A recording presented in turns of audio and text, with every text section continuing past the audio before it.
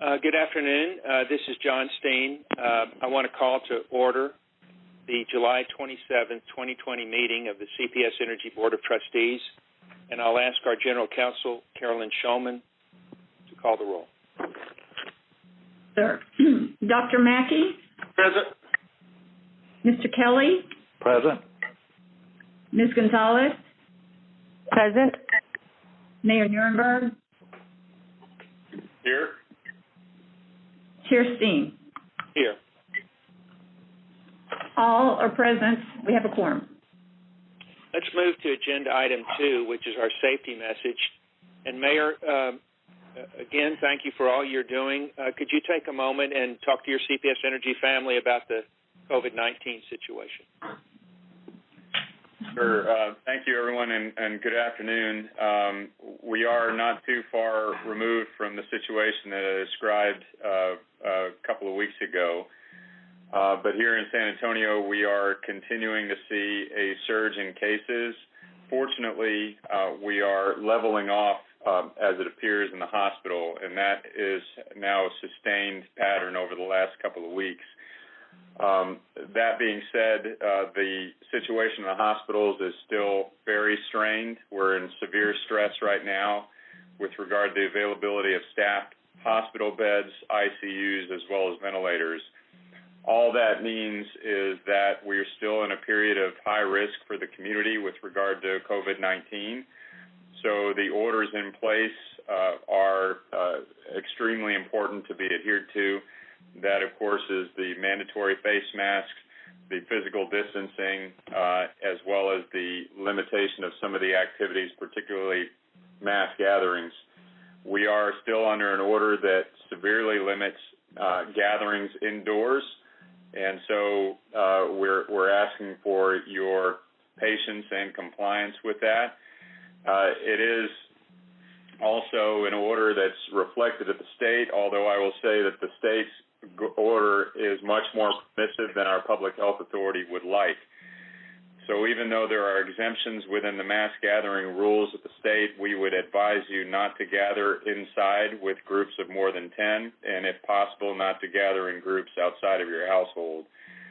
All this is in place now. At the same time, we're starting to approach schools, so the dialogue over the last couple of weeks has been about schools and how they will open. The Public Health Authority, which has the authority to issue health directives, was recognized by the Texas Education Administration, and our local Public Health Authority issued a directive that there will be no in-person schools until at least after Labor Day, during which time we are monitoring health triggers, warning and progress indicators to let us know where we are with the community-wide transmission of the virus before school can return in session to any great degree. In the meantime, schools will begin, but with distance learning. The order covers both public and private schools, and so gives us a little bit of certainty as to what we can expect through the month of August, which is really hopefully a cessation of the amount of transmission as we begin to ramp up capacity again and all the other protocols that we have in place with regard to testing, case investigation and tracing, et cetera. That's really the situation here. I want to thank our management team here at CPS, as well as all of the staff and CPS employees who have been working very hard under some pretty stressful circumstances. We are also getting into the heat of the summer as well as hurricane season, and I can assure you that the Emergency Operations Center and Joint Incident Command here at San Antonio is well prepared, and we've gone through and drilled on several different contingencies as it relates to possible potential complex disaster and emergency response. So we're in good hands here in San Antonio, but we're still in a dire situation, and we're asking everyone to continue to cooperate with the Public Health Authority. Once again, we're all in this together, and we will get out of this together, but it's going to take some doing. So thank you, everyone, and I'm happy to answer any questions. Thank you, Mayor. Thank you so much for your leadership throughout all this.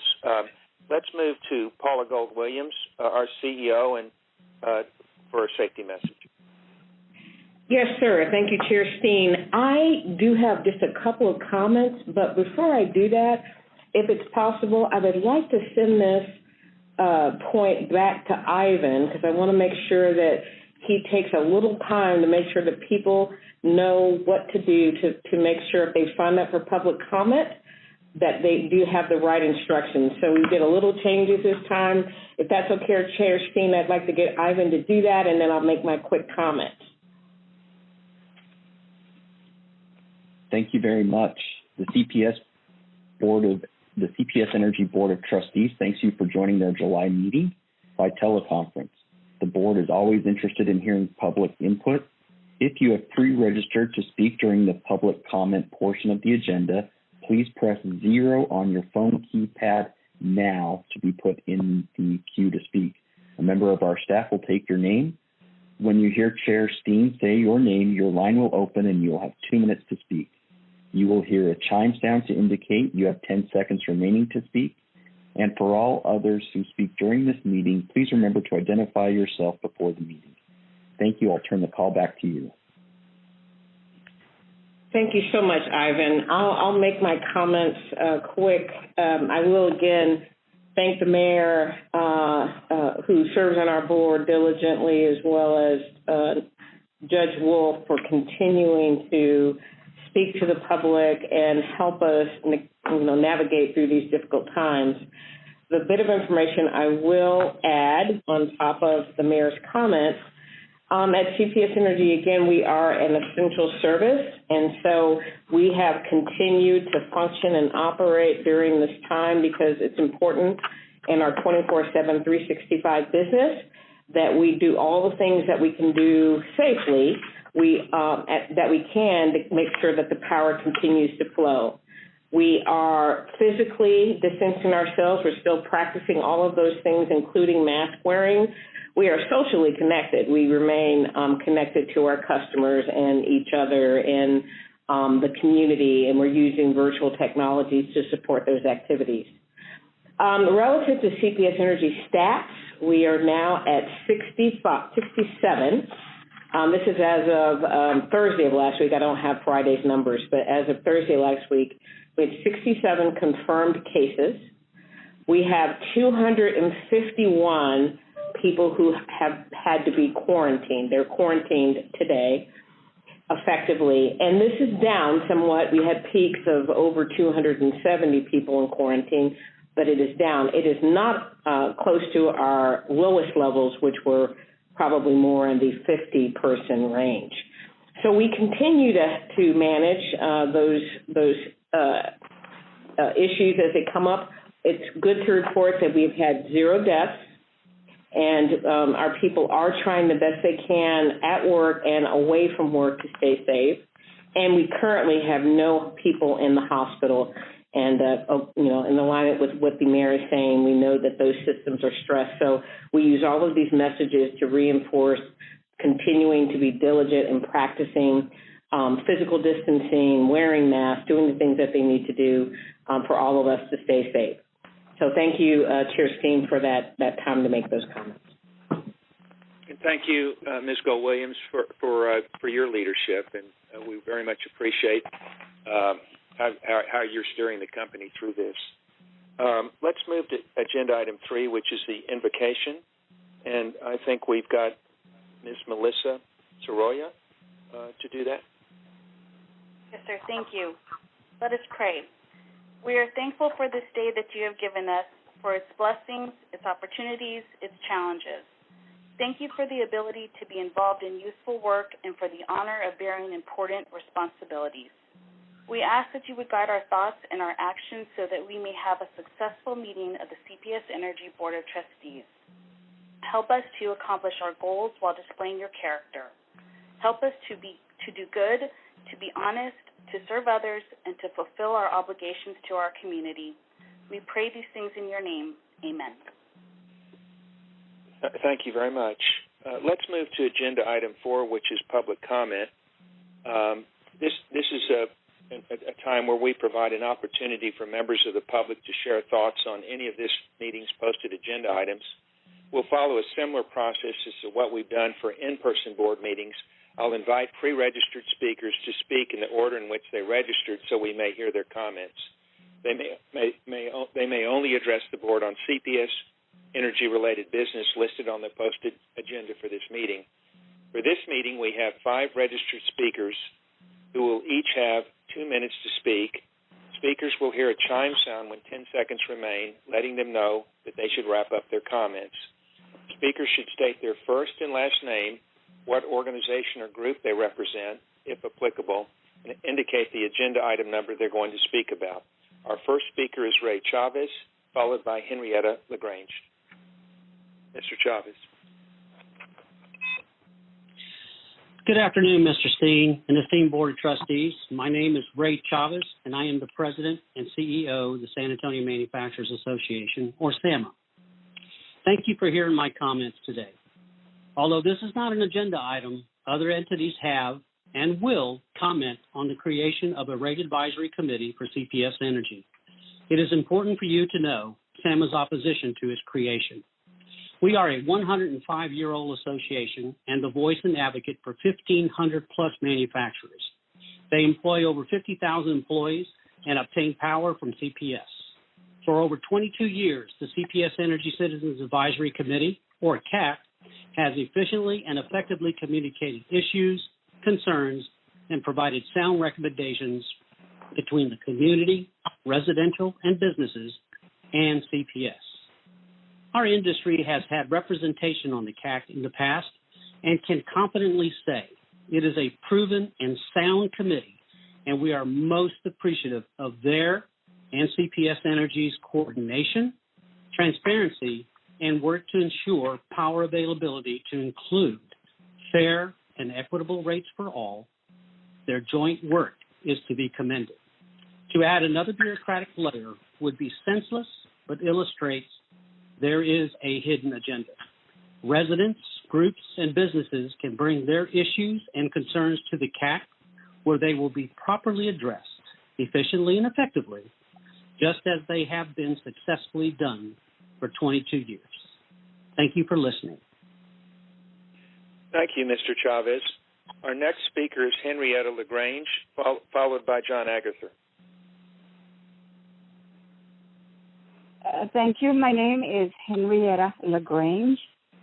I do belong to a group, but I will not identify the group, and I would like to say that what I'm speaking about is also not an agenda item because I do not have a computer. But I would like to say that there are several things that are troublesome to me. It's the branches that are between the either CPS or AT&T lines, which are a problem. And when I call and try to address the issue, I always get an attitude problem by some of your workers, which is very disappointing because I really don't know who the person or the head of this is in charge, because those, if they fall, they either can burn or destroy a person's house. And also, my concern is when you hire your contract workers and they dig holes to replace the poles, the holes are really not filled well, and it takes a long time for them to change the poles. And it's also a very, very much of a concern to me. I would like somebody to help me and address this issue, because I know you cannot address it to me over the phone, but I also would like at the same time to thank several of your employees that have been very helpful to me, but it's extremely difficult sometimes for me to get to them. And I always know Mr. John Vial, Maria Garcia, Unity Puente, and Ken Gunn. And I would like to say my father retired after 37 years of CPS. So if somebody could call me, I would appreciate it. Thank you, Ms. LaGrange.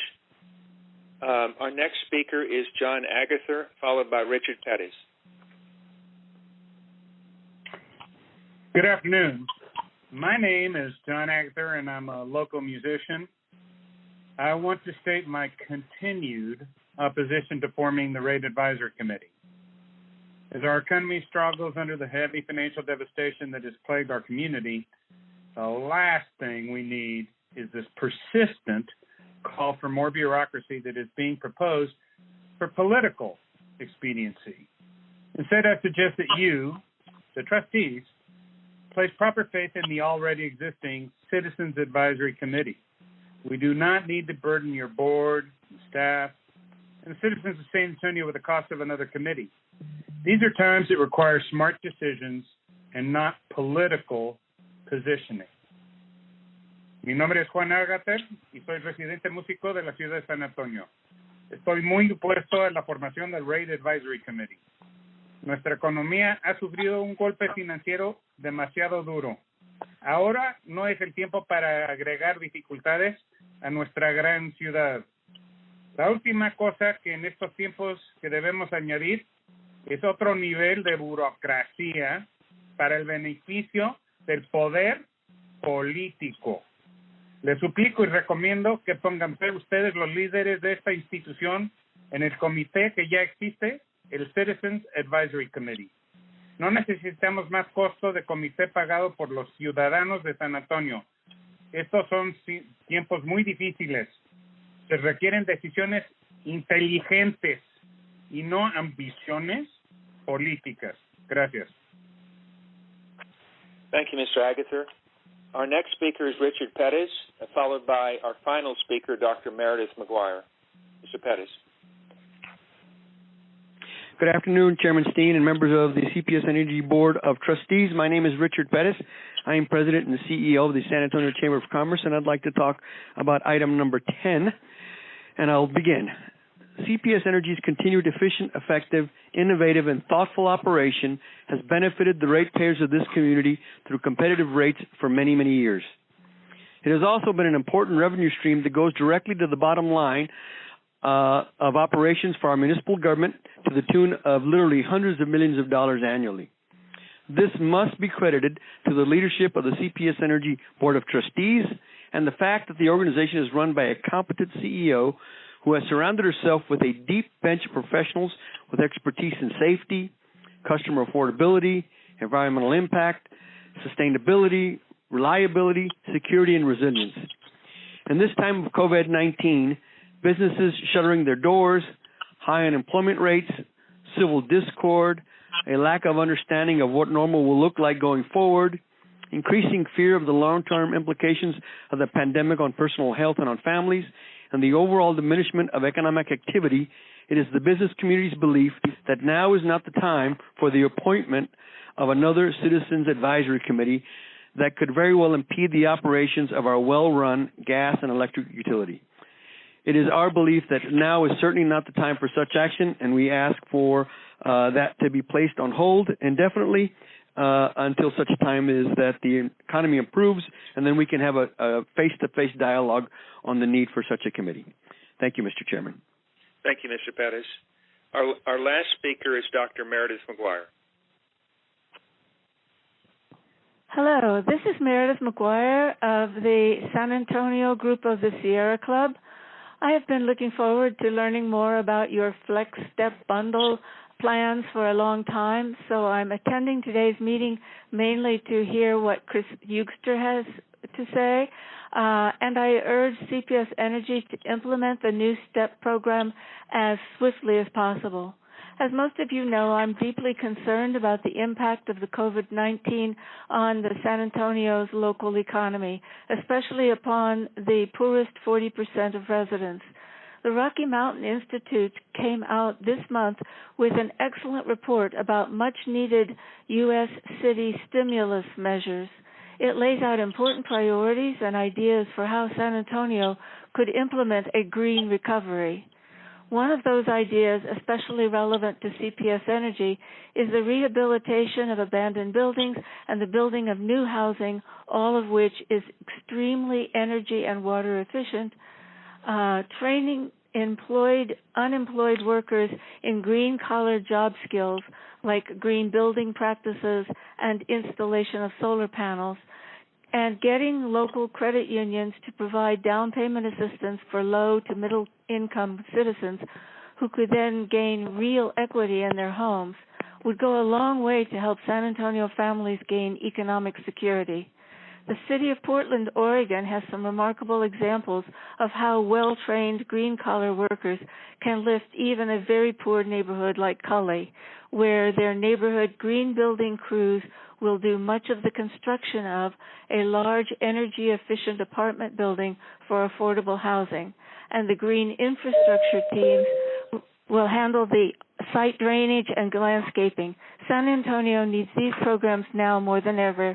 I urge CPS Energy to actively promote just such steps to an energy-efficient and equitable San Antonio. Thank you. Thank you, Dr. McGuire. That concludes our public comment. Let's move to agenda item 5, which is the CEO's report. Ms. Go-Williams. Yes, sir. Thank you. I'm going to have, as usual, 2 parts to my report out today. I'm going to briefly describe the things that are on the agenda to review it for the benefit of the board and the public, and then I'm going to give some topical updates on a few things that we have going on. So first, we are going to, in the next section, in section 6, we're going to get an updated presentation of our financials, both year-to-date and projected through the end of the fiscal year. I will say year-to-date, we are still performing well compared to the budget. These are still our slower months because it went through June. June starts to pick up. We still have a pretty tough period in front of us, the summer. Things are manageable, and they're generally doing well, so we have a good chance of sustaining overall improvement, but it will be hard to tell until we go through it and get through a period that probably extends through September of this year. I will say that we continue to work with our customers. Our outbound call ratios are extremely going well. We're hitting recently up to 50% of the people that we reach out to. When we make a couple of attempts, we've been able to reach to make sure that they have information about our programs and other programs. And it's still being perceived overall well from the customers that we are talking to. That said, I think we all know that the federal funding, particularly relative to unemployment benefits, is in transition. Hopefully there'll be some additional help in the future, but customers are going to lose some of those benefits. We will continue to provide any information we have, again, about our programs and others that continue. We want to help our customers. Item 6B, the other one was 6A, we are going to have a presentation about the Flex Power Bundle. We have been talking about moving forward with a proposal so we can get information about new technologies to consider. And we are excited about this ability. We've put together quite a bit of information. And in fact, you'll hear a presentation by Dr. Euster today. And ultimately, we want to put out what we describe as a request for information. And the strategy is to make sure that we get as much outreach as possible, invite people into the process, get them to tell us their thoughts and ideas in general so that when we go out just in the fall to shape the actual RFP, we'll have some of the most up-to-date and current information on the thinking. Any substantive changes that come from the good information we get from the RFI, we will review with the board, and we will review with the council as well, so they're aware of where we're headed. I do want to put out a special thank you to Mayor Nuremberg because he did a taping, a video, to help us launch this global RFI, and it came out extremely well. I was also able to do a video, so that is going to be included. We will have a press release and a packet of information. The RFI, the good information, is also going to be out there. And we have a pretty extensive list of parties that we're initially proposing the RFI to. So we're excited. I would also say we included a section to where respondents can also give us information on the Flex STEP program that we are taking input on publicly, locally, but we also want to hear globally if anyone has any information for us to be considering relative to our energy efficiency and conservation program. So we designed it very broadly. We're excited about getting information and potentially getting new partners to help us on our journey forward in updating our portfolio of generation solutions. In item 9, we will have a second presentation associated with the green tariff. There are a lot of great questions from the last presentation. We believe we've answered most of those questions, but we're going to come forward and walk through the high-level points of that tariff update today, and we will be looking for a request in front of the board to get that approved and to move forward with that. Once it's approved by the board at that point, if it is, then we will take it over to the council and also get them to opine and ultimately, hopefully, approve the tariff, and we'll move forward. Item 10 is a presentation. Actually, items 10 and 11 go together. We do think it's important that we pay attention to brand and the things that our brand stands for, our People First Foundation, and many other things that we try to make sure that we're running the company on values and principles. So 10 will be a presentation from our Chief Customer Engagement Officer, Rudy Garza. He will give an overview. We are bifurcating our presentation to think about brand and logo differently, and we have some information about the last time we've updated the logo, and so we would want some board commentary once we get finished with items 10 and 11. So he'll introduce the subject, and he'll introduce Ms. Mary People, who did a brand sentiment focus group for us, a very helpful set of focus groups to give us information about our brand. And so both of those kind of go together. We blend them, but again, we'll be able to talk about brand and we'll be able to talk about the logo today in our presentation, and then take the board's guidance from there. Separately, as some general updates, I do want to tell the board that for years, the water company, SAWS, is led by Robert Puente and CPS Energy. Through our discussions, Robert's and mine and our teams together, we've been trying to figure out if there are different partnerships that we can go after as the city's utility companies. There's a discrete list, and we've had a presentation in front of the board a couple of years ago, and since then we've been working on a couple of proposals. SAWS has many options that they're considering, but we might be coming forward to the board in August to kind of share with you the latest, what that potential partnership looks like, and ultimately get your insights on that. And if that's successful and the presentation that SAWS makes on their side is successful, we might have a really great new partnership with them this fall. So more to come on that. I do want to say that the city has been very supportive of asking us to think about partnerships between the water company and the energy company. And the real value proposition is we both pretty much have the same customer base, not exactly the same footprint, but very, very similar. So when we can leverage our resources, we can actually help create more value for all the customers in San Antonio, and we can make a dollar go much further. So there's an economic benefit, a better service benefit, some operational benefits, and the city has been supportive of that as well, and Mayor Nuremberg has given us some support on this over the years.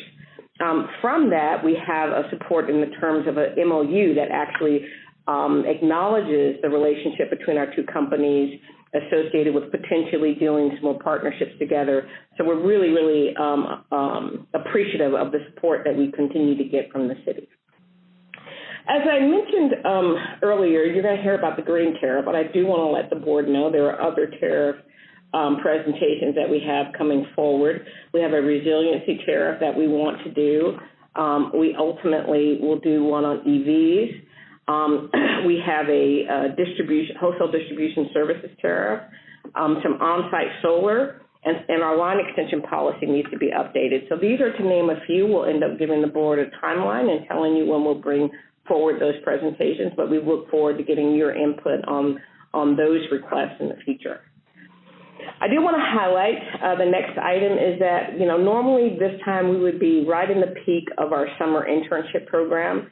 Because of COVID and the difficulties of bringing people on site and wanting to keep our students safe, We decided to go to a virtual internship program. It is going quite well. We've had 2 sessions, and I want to provide and extend a moment or extension of appreciation to Trustee Gonzalez, who joined us. Rudy and I did a work session with her, and we talked to our students virtually about COVID, technology, the landscape, things that they can do in the future, just questions they had. It went really, really well, and I want to thank Trustee Gonzalez for her help and support on that. A couple of other points. We did get the annual report issued last week, and we have posted that online, so that is a great report, and thanks to the corporate comm team and everyone who contributed to that. So our annual report for fiscal 20 is done and completed. The RAC, the work on the RAC, we continue to take input from people as we hear that, but ultimately we have an internal team that continues to look at the different things that we will do to present to the board the things that we can set up for a potential RAC. My last few points is, work continues. I think I just want to highlight a couple of things that have happened. We have from the Environmental Texas Research and Policy Center, we got the Shining Cities Award that we mentioned to you previously. But since then, we've been awarded, again, another award for the most trusted brand in the U.S. Southern region. And this is the 5th year in a row that we've gotten that award. We've also been given an award from Peak Load Management Alliance. We were named the Thought Leader for Public Engagement. We received a award from the Southern Gas Association for the Environmental Excellence Award in Stewardship, recently won. I was fortunate to recently win an award on leadership, and I want to, again, really recognize Trustee Gonzalez because she supported that nomination. That was a surprise to me, a very pleasant one. I'm very pleased with that. And we also won an award from the TPPA. And, the awards, I believe, are more about an acknowledgement of the entire team and the different things that we continue to do, even in light of COVID. In particular, on the TPPA one, it's a recognition of industry acknowledgement. And also, I missed one, the APPA also gave us an award. And so, I think the point is business goes on. We have to stay focused. We're 24/7 business. We have to keep our people first values in front of us. And it is great to get recognized for these awards as our team continues to work very hard to provide value to our customers and community. And Chair Steen, that is the end of my presentation. Thank you. Are there any questions or comments?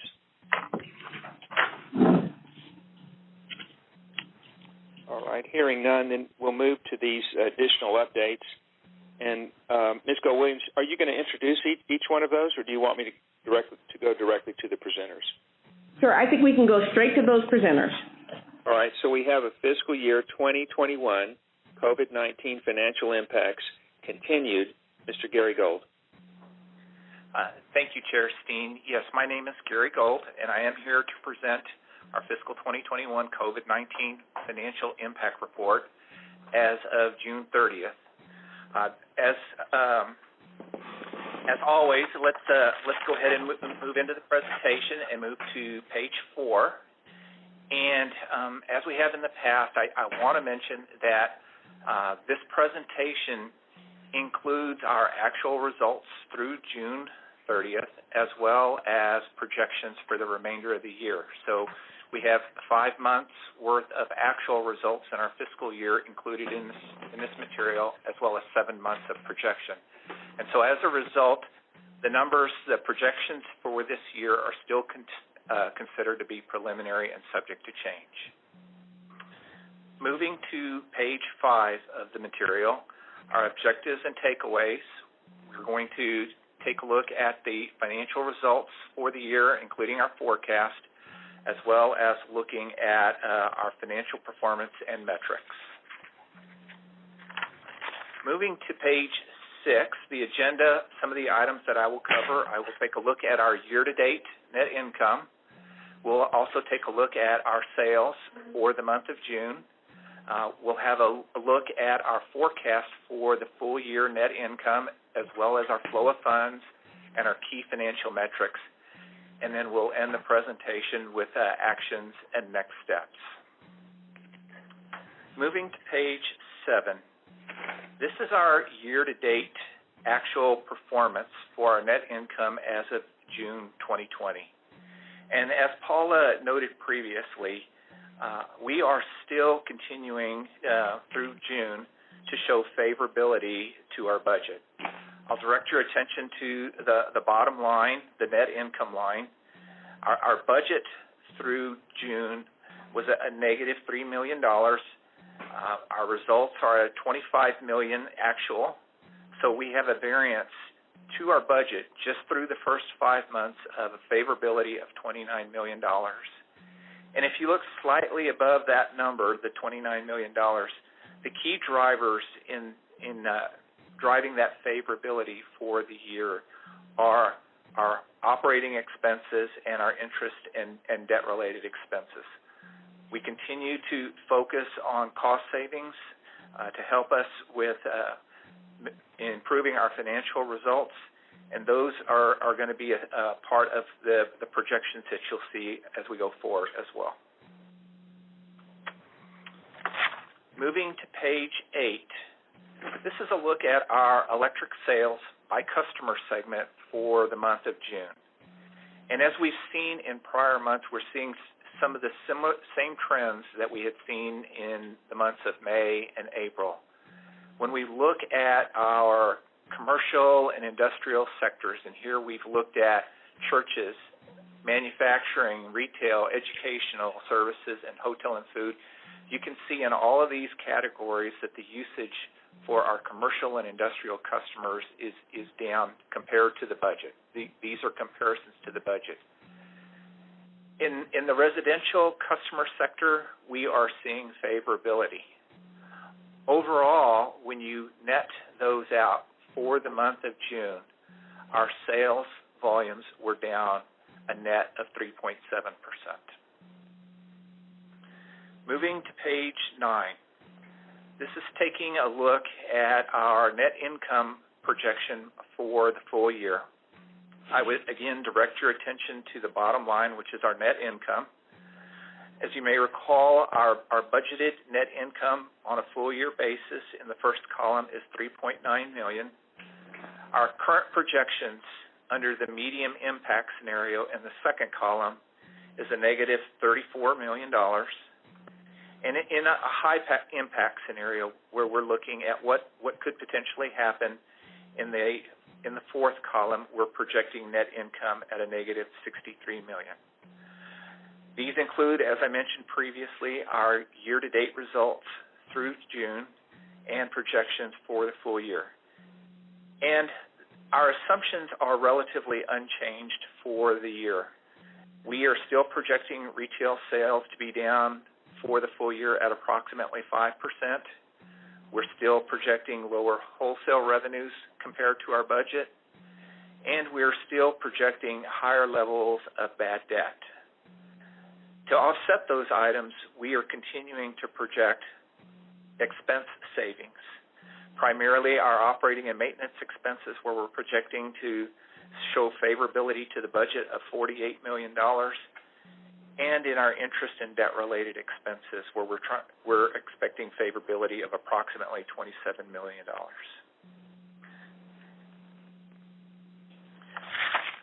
Moving to page 10, this provides a look at our net income for this current period compared to the previous month. And what I would just note for you here is that our previous net income forecast was a negative $38 million, or a net loss of $38 million.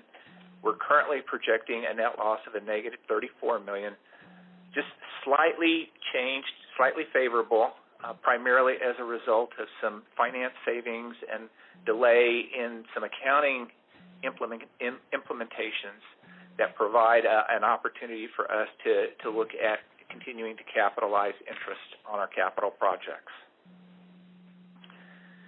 Moving to page 11. This is our flow of funds forecast for the full year. And I would note your attention down to the second line from the bottom, our total R&R fund additions. Again, first column, you can see our total R&R fund additions for the budget at $257 million. Under our medium impact scenario, we've lowered those projections down to $201 million. That is slightly lower than our projection last month of $205, but very, very close to the prior month. And in our high impact scenario, we're projecting total R&R fund additions of $170 million as noted in the fourth column. I will also direct your attention to the bottom line, our capital expenditures. I've noted the opportunities that we've been identifying from an O&M perspective. We're also looking at where we can reduce on our capital expenditures, and that's noted in that final line item on page 11. Moving to page 12, a look at our financial metrics for the year. Looking at our debt service coverage, our current projections under the medium impact scenario is 1.49 times coverage. That's down just slightly from 1.5 times coverage last month. And in the high impact scenario, we're projecting at 1.42 times. Both of those are just below our accountability plan threshold of 1.5 times coverage. Days cash on hand remains above our accountability plan threshold at 166 days cash on hand in the medium impact and 161 in the high impact scenario. Moving to page 13, this is our debt to capitalization metric. These projections are basically unchanged, just small changes from last month. Medium impact scenario, we're projecting at 60.5% compared to our accountability plan threshold of 61.7%. That favorability to the accountability plan threshold is a result of us looking at where we can delay capital projects, as I mentioned, and potentially look at the timing of some of our debt issuances.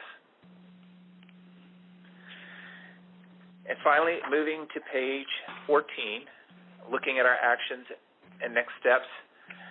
We're going to continue to monitor the landscape as it includes COVID, especially now that we are entering the months of July, August, and September. As Paula mentioned, those are months where we see our sales volumes pick up as a result of the hotter weather.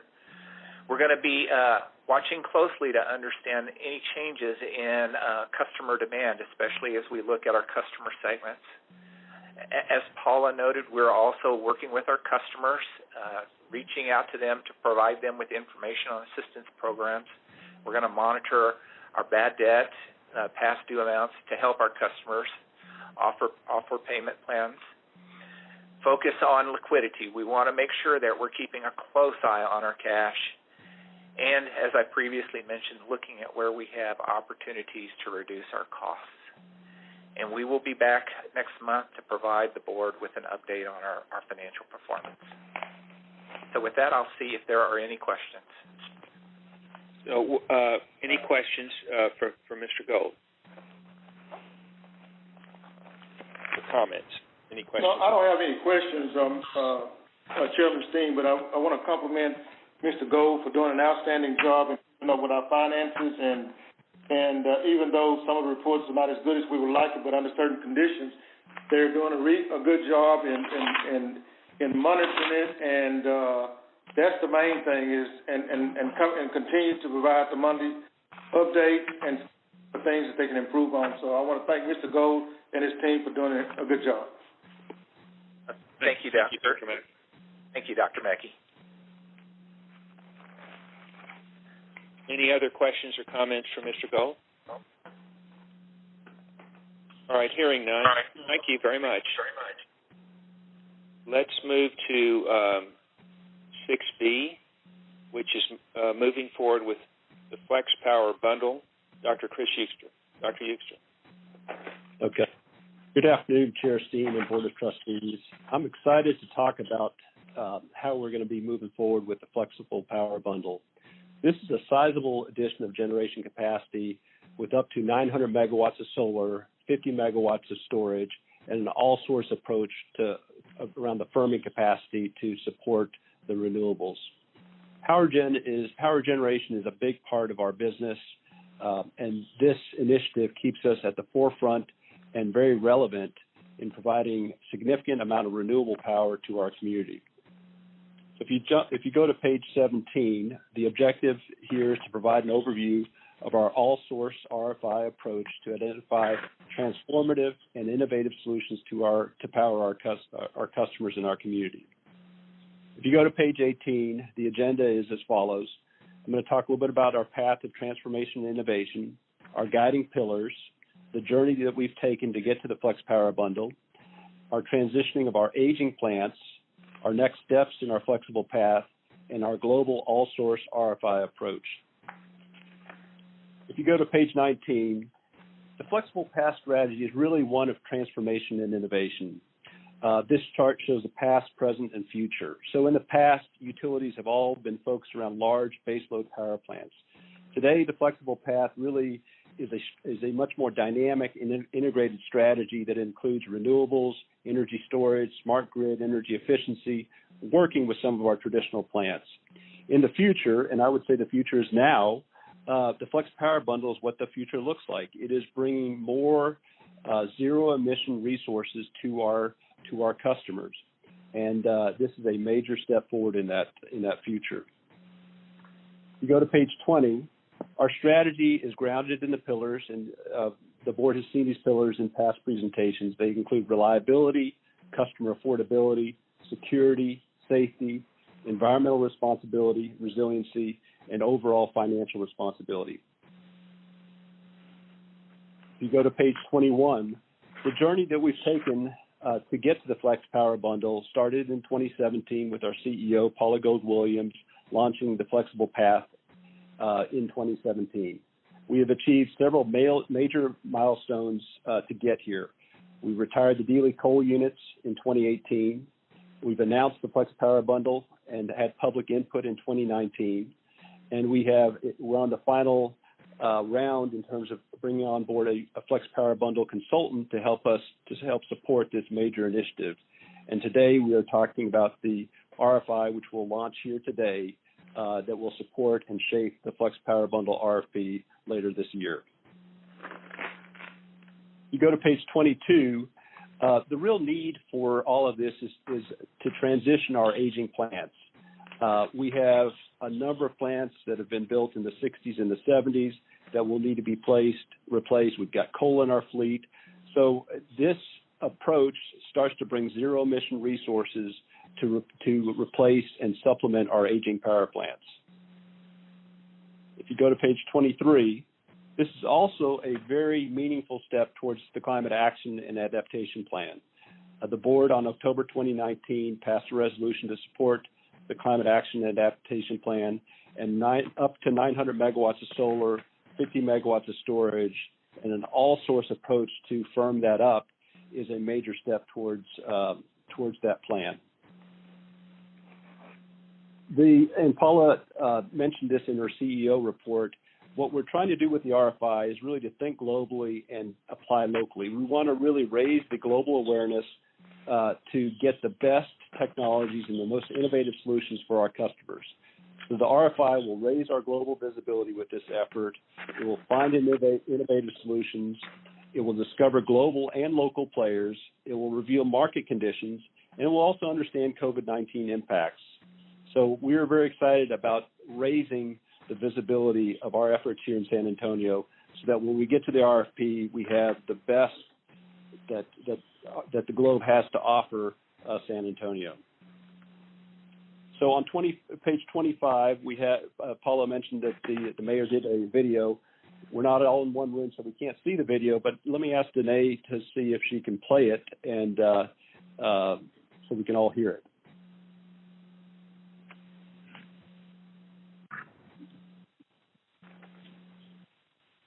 Hi, I'm Ron Nirenberg. As the mayor of San Antonio, Texas, I also serve as an ex officio member of the CPS Energy Board of Trustees. CPS Energy is the nation's largest municipally-owned electric and natural gas utility, serving more than 860,000 electric and 358,000 natural gas customers in San Antonio and surrounding counties, a community that is expected to grow by 1 million more people by 2040. CPS Energy is a national leader in renewable energy, and with the support of the San Antonio City Council, our city has been designated a shining city by Environment Texas, ranking 5th in the country and 1st in Texas for solar capacity. CPS Energy also ranks 2nd in the nation among municipally-owned utilities for total solar owned or contracted. In its commitment to continue as a utility industry leader, CPS Energy has embarked on its Flexible Path, a strategic approach to implement new power generation solutions for the next 20 years and beyond. Under President and CEO Paula Gold-Williams' original concept of thinking globally and acting locally, another major step on the path is the Flex Power Bundle. CPS Energy is launching a request for information that is open to seek innovative ideas and solutions to consider for the Flex Power Bundle RFP. The Flex Power Bundle will help CPS Energy add renewable generation sources while adding firming capacity and help strengthen reliability for some of its aging assets. In short, it will be a major step forward on the flexible path and toward our community's collective environmental goals. With the help of our community partners like CPS Energy, the City of San Antonio recently completed and adopted SA Climate Ready, a pathway for climate action and adaptation through which we will build a more equitable, safe, affordable, and prosperous future for every San Antonian. The way we generate power determines our ability to ensure a clean and sustainable environment now and the future. San Antonio has made great advances toward carbon neutrality, and CPS Energy has played a critical role by being a leader in renewable energy and through its successful demand reduction plan that helped us avoid building a new fossil fuel power plant. Paula and the more than 3,000 employees at CPS Energy have proven they are innovative thinkers who scour the globe for solutions they can apply locally. And this RFI to support the Flex Power Bundle is an exciting project for San Antonio. CPS Energy and San Antonio look forward to joining forces with global energy innovators to partner on our flexible path. So we invite you to participate in this RFI and provide your ideas on how to transform our generation to power our future. Shortly after receiving feedback, CPS Energy will launch the RFP for 900 megawatts of solar, 50 megawatts of battery storage, and 500 megawatts of firming capacity. It will be exciting, and as mayor and a member of the CPS Energy Board of Trustees, I invite you into the process. Hello. I'm Paula Gold-Williams, the President and CEO of CPS Energy. Our company has provided energy and energy solutions to our community for over 160 years, and we have 3,100 employees that are dedicated to doing a great job every day. These are difficult times. We have all types of issues that are affecting us globally: pandemics, economic pressures, and health issues and concerns. That said, we take a long-term view. We understand that there will be cures and activities that can occur, and at the same time, we have to look to the future. What we are doing now is launching a new RFP, because we want to blend our tried and true solutions with new solutions. It's an exciting time. We know that you are able to help us and partner with us to find those new solutions. We are about to launch a new RFI, and then from that RFI, we'll go into an RFP. We want to hear from you. We are looking for potentially up to 900 megawatts of solar, up to 50 megawatts of energy storage, and then we want up to 500 megawatts of firming capacity. That's just the start and the framework, but we also want you to bring us ideas and innovation and partnership, and we are open to new solutions. We also have a wonderful energy efficiency and conservation program. It is award-winning, and we are looking for new ideas associated with that. Our team has been working diligently to prepare, and we want you to join us. We want to move forward, and we want to make sure that we are looking for new solutions that are cleaner and less emitting. And with your ideas and with your partnership, we know that we will be successful. Be on the lookout, reach out to us, join us. Okay, I want to thank, again, the mayor and our CEO, Paula Gold-Williams, for their time in putting those videos together. We plan to get the RFI out today, pending any kind of questions with the board here. And with that, Chair Steen, that concludes my remarks, and I'm happy to answer any questions. Thank you, Dr. Euster. Any questions or comments from the board? I'd like to ask about the 500 megawatts of all-source firming capacity. What do you envision to accomplish that? We are, Trustee Kelly, we are looking at this capacity altogether to ultimately replace a power plant. So it has to be available when our customers need it. And so we know with renewables that, the power is there when the sun is shining for solar, when the wind's blowing for wind, and battery has some ability to store power over a certain amount of time. But we do need to have this power available at all times, even under any kind of weather conditions. So that firming capacity is really there to firm up the renewables. And initially we had thought that might be a natural gas type of system, but with feedback from our customers, our community, we're saying we're open to any type of solution that basically supports that. So it could be natural gas, it could be long duration storage, it could be a technology that we're not even aware of right now. So I think we are very open to it, and we will define it by the operating characteristics that are required to serve our customers. What would happen if your pricing came in where your 500 megawatts of firming was much, much cheaper than your 900 megawatts of solar? Well, I think that's part of wanting to do an RFI, because we want to look at the economics as well as the environmental footprint on it. So we want to understand all of this together. What we do know is renewables, especially solar, is getting very, very cheap, but it's only available certain hours of the day. And so we need to understand what the economics are if you add a storage component, a long duration storage component, and how that plays with the firming capacity. So, Trustee Kelly, part of this RFI is really to answer those questions before we get into a formal RFP. Okay, I think that's important. The other thing you tend to stress here and another presentation, our aging fleet with 30% of our capacity and 40 years or older fleet.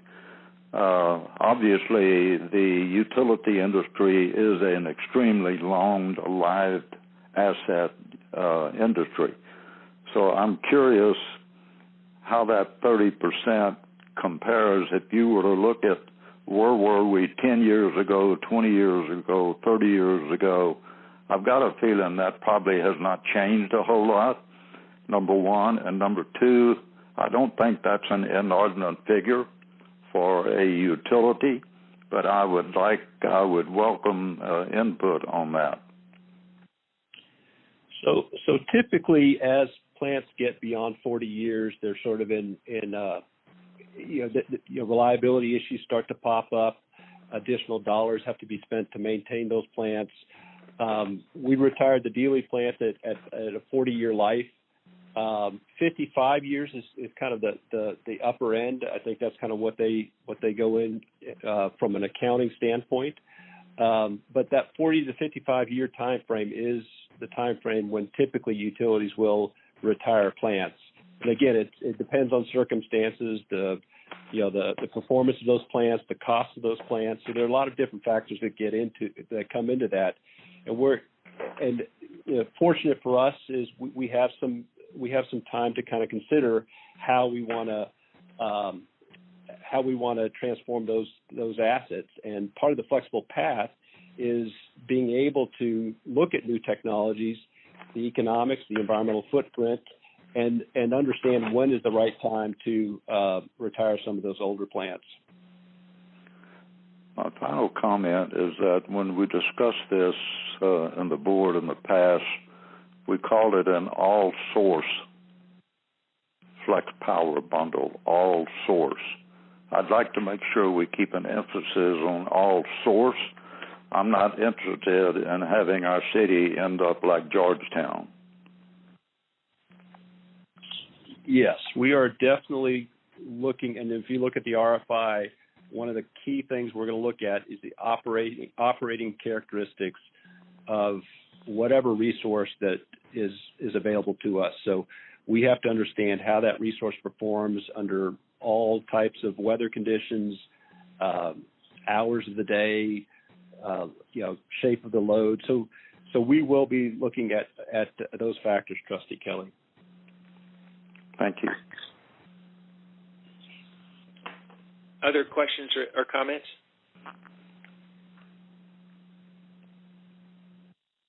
Thank you, Dr. Eukstra. Thank you, Trustee. Let's move on to agenda item 7, which is the consent agenda. And we've got the minutes of the regular board meeting held on June 29th, 2020, and the payment to the City of San Antonio for June 2020. If everybody's had the opportunity to review those, I'd welcome a motion to approve the consent agenda. I move that we approve the consent agenda, the minutes, and the payment to the City of San Antonio. Thank you, Dr. Mackey. Is there a second? Second. Second by Mr. Kelly. Any discussion? Let's call the roll then, Ms. Shellman. Dr. Mackey? Yes. Mr. Kelly? Yes. Ms. Gonzalez? Yes. Mayor Nuremberg? Yes. Mr. Steen? Aye. Motion passes. All right. Thank you very much. The next item on the agenda is our committee reports. And at least during this time where we're having to meet telephonically in order to move through the agenda more briskly, generally the board members who are making the committee reports have asked to have those reports attached to the minutes, but do not want to read them into the record. And so, Dr. Mackey, do I have it correctly that that's your preference, that you would like them attached to the minutes and rather than reading through those reports? Yes, the Audit and Finance Committee, the Employee Benefits Oversight Committee, and A&F EBOC Aligned Risk Committee held on 7/8/2020, attached to the meeting minutes. All right, thank you. Hearing no objection, I should say, then that will be done. Thank you, Dr. Mackey. Let's move to agenda item 9, new product, green tariff, and this is Chad Hoopengarner.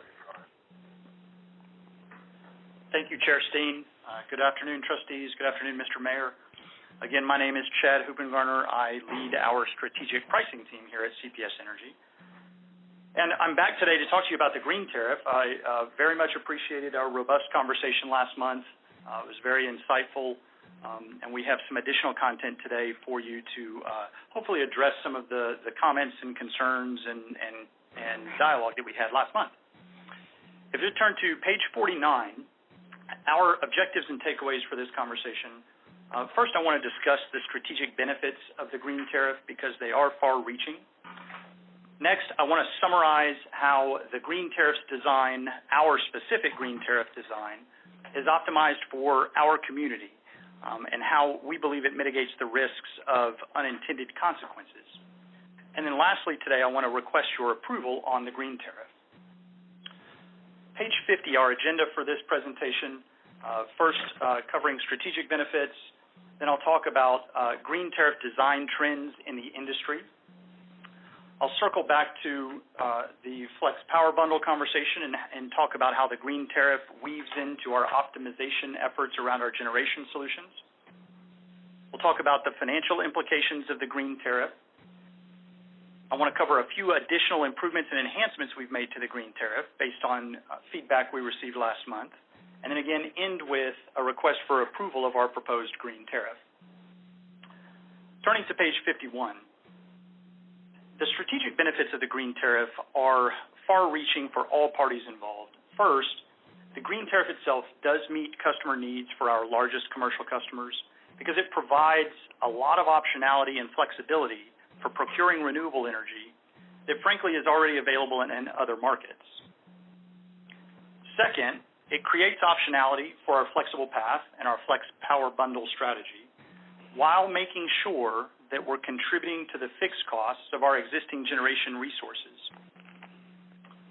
Third, the design of the green tariff, from a financial point of view, it maintains revenue in city payment, and the structure of the green tariff itself is a step forward in how we recover the fixed costs of our infrastructure and our assets that we've built on behalf of the community. Turning to page 52, I want to talk a little bit about the journey for developing a green tariff. This has been a prolonged effort. In fact, we started this effort a little over 3 years ago, and every step of the way we've tried to be very thoughtful with our design of the green tariff for this community specifically. That started with a pretty extensive effort to assess what peer utilities all around the country were doing with green tariffs. On this slide, on the left-hand portion of this slide, I've shown an image that I pulled from an industry trade group called the World Resources Institute. And the WRI spends considerable effort tracking green tariff offerings from utilities all over the country. And what this chart shows essentially is any state that is colored anything other than light gray has some offering related to green energy for large commercial customers, whether it's a green tariff or similar vehicle. So the takeaway is, of course, that they're pretty common. About 2/3 of states have some type of green tariff offering for their large commercial customers. So when we started this research effort, one of our focal points of the research effort was how our peer utilities across the country solve volume risk associated with green tariff pricing structures. And you'll notice on the next page, on page 53, I talk a little bit about what we see in green tariffs from our peer utilities across the country. Generally, we notice that while they may work in their communities, they're not a perfect solution for this community. We see that utilities often require customers to pay really large fees up front to essentially buy themselves out of the generation services that the utility provides. They call those exit fees. We've also seen rates designed that, while maybe they don't ask for exit fees, they do require customers to pay less than half of the fixed cost of the existing generation assets. We've also seen instances where customers are sort of left on their own to go procure their own renewable energy. And we felt like none of those design elements were going to work here in our community. So we've designed something that sort of solves all of those problems. We believe that this is the conclusion of a very thoughtful journey in designing the green tariff in a way that really meets the needs of our community. Turning to page 54, we've discussed a little bit today in Dr. Euser's presentation around optimizing our generation fleet and the age of our generation fleet. The Flex Power Bundle and the Flexible Path is one element of a multifaceted approach to evolve our generation solutions, but it's not the only element.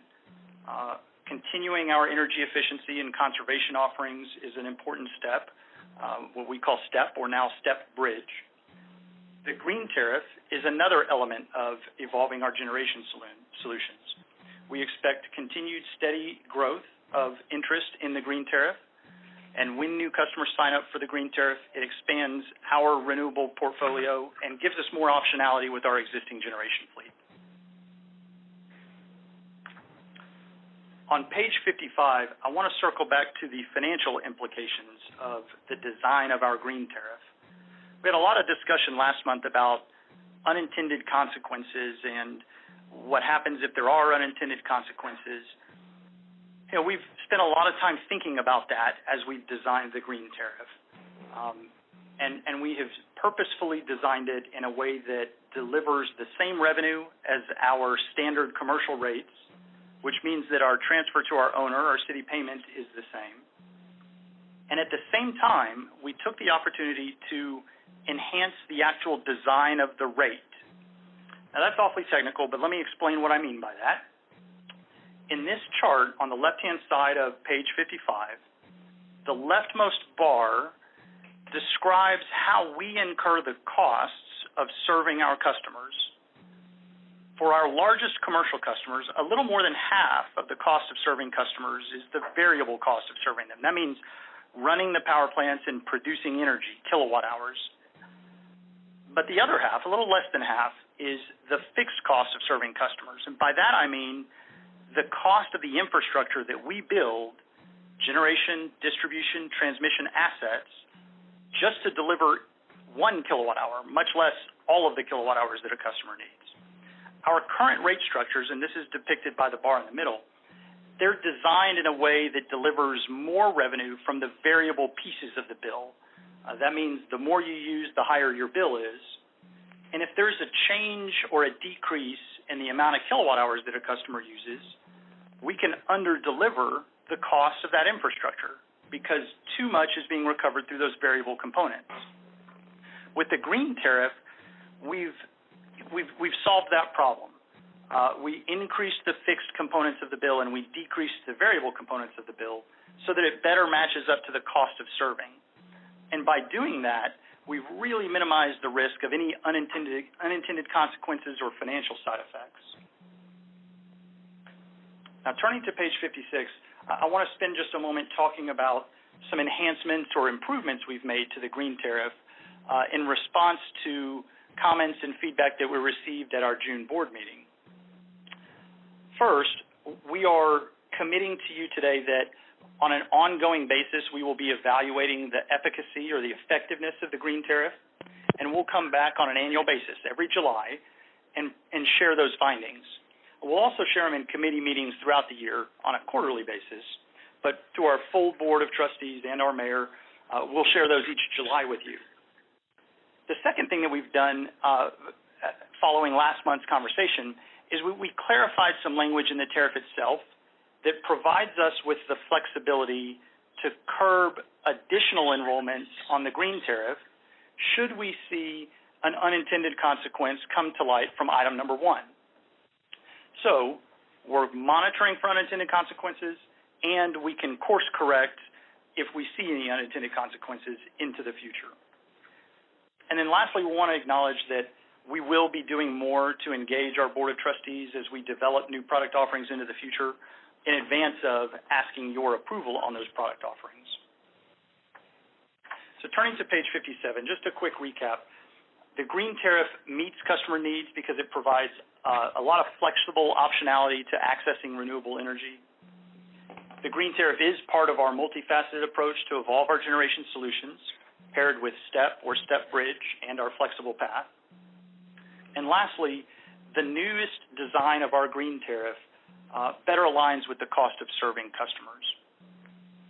Those are the key points that I wanted to share with you today. On page 58, however, I want to pause, see if there's any questions, and then, again, respectfully request our Board of Trustees approval on our proposed green tariff. Thank you very much. Thank you, Mr. Hoopengarner. This is John Steen. Let me ask you on the additional improvements on page 56. You said the findings will be shared throughout the year in committee meetings. Which committee are you referring to? Well, we're flexible. Our thought was the Audit and Finance Committee, but we're happy to have that conversation with our trustees. All right. I want to make sure, since this is a point that was raised by Ed Kelly, that it's being shared with him. So I think committee meetings are a good forum for that, but maybe we could think about making it available to all the trustees in some form or fashion if they want to be briefed on these findings throughout the year. I would agree, because my thought is that something like this falls under innovation and operations. Those are my thoughts. But I agree that everybody should be aware, especially if it has financial impact. But as far as committee structure, it seems to be more under ops and technology. Actually, Trustee Gonzalez and Chair Steen, we are going to split those up, so you're exactly right. In fact, the operations group I know will want to know how is it affecting customers, the technology and innovation group will want to know how this product and services is really being effective, and the audit and finance group will want to know, are we meeting our financial goals? So I think I had not just clarified that with Chad before, but this way we'll get all the board members to be able to hear what's happening, and we'll also be able to provide any updates as a group if you would like. But Ms. Gold-Williams, correct me if I'm wrong, but those two committees would then be, that's Jenny Gonzalez's committee with Dr. Mackey as a member, and then audit and finance is myself and Dr. Mackey. So what my concern is that I know that this is something that Ed Kelly cares very much about, so we've got to figure out a way to get him briefed throughout the year.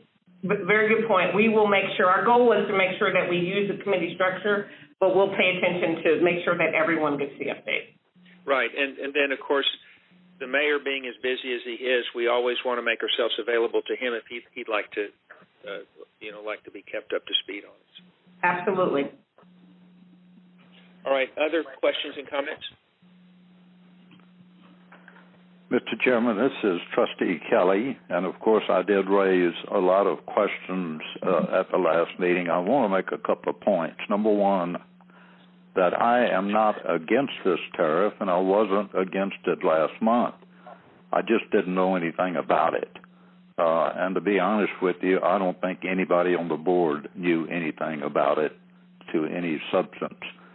So that was question number one. I could not vote for something that I knew absolutely nothing about. Secondly, we make the point that it's been discussed for an extended period of time. That's true, but it was discussed in a general term, not a specific term.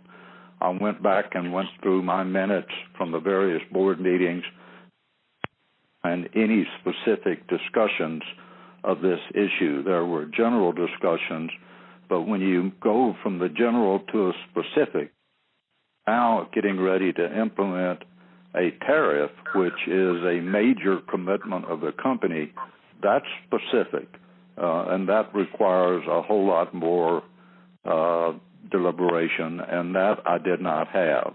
And so that's the reason I said I could not vote for it, certainly because I didn't understand it. So if a vote was going to come about, it would have to be against it, because I'm not going to vote for something that I don't know anything about. So that was the basis for my concern. I want to thank our CEO, Paula Gold-Williams, and her senior staff, because subsequent to the meeting last month, they did give me a very detailed briefing. And after listening to that, number one, I was convinced that they did understand what they were talking about. And number two, it gave me a much better feeling for it. So that combined with the items over on page 56, where we're going to continue to review this, and as you mentioned earlier, it should be something that all board members would have an interest in, and that we also have a provision to make modifications in the future if necessary. With those provisions, then I think that goes a long way towards addressing the issues that I had at the last meeting. So I don't have any further issues with it, but I do want to stress one other point. Paula mentioned earlier that we've got a lot of other tariffs and other things in the pipeline. I would strongly suggest that before we bring another tariff to the board, we have a working session with the board on exactly what that tariff means, so that the questions I asked last month can be asked then rather than in the board meeting. Thank you very much, Mr. Kelly, and thank you for, I participated in that session with you. I think I said at the end of that session, it just represents what we desire in trustees, which is that you really wanted to get into the, as they say, into the weeds on this, which was very helpful. And as a result of the questions you had and issues you raised, we do have these items on page 56, these additional improvements. Those come right out of your questions and concerns, so thank you very much. Mayor, are you with us? I know you've been a strong proponent of this. Would you like to say anything on it? No, I'm grateful to be at this point. Again, this has been an ongoing discussion, and I'm glad that we were able to take a moment, because it sounds like we've got a great show of support now. But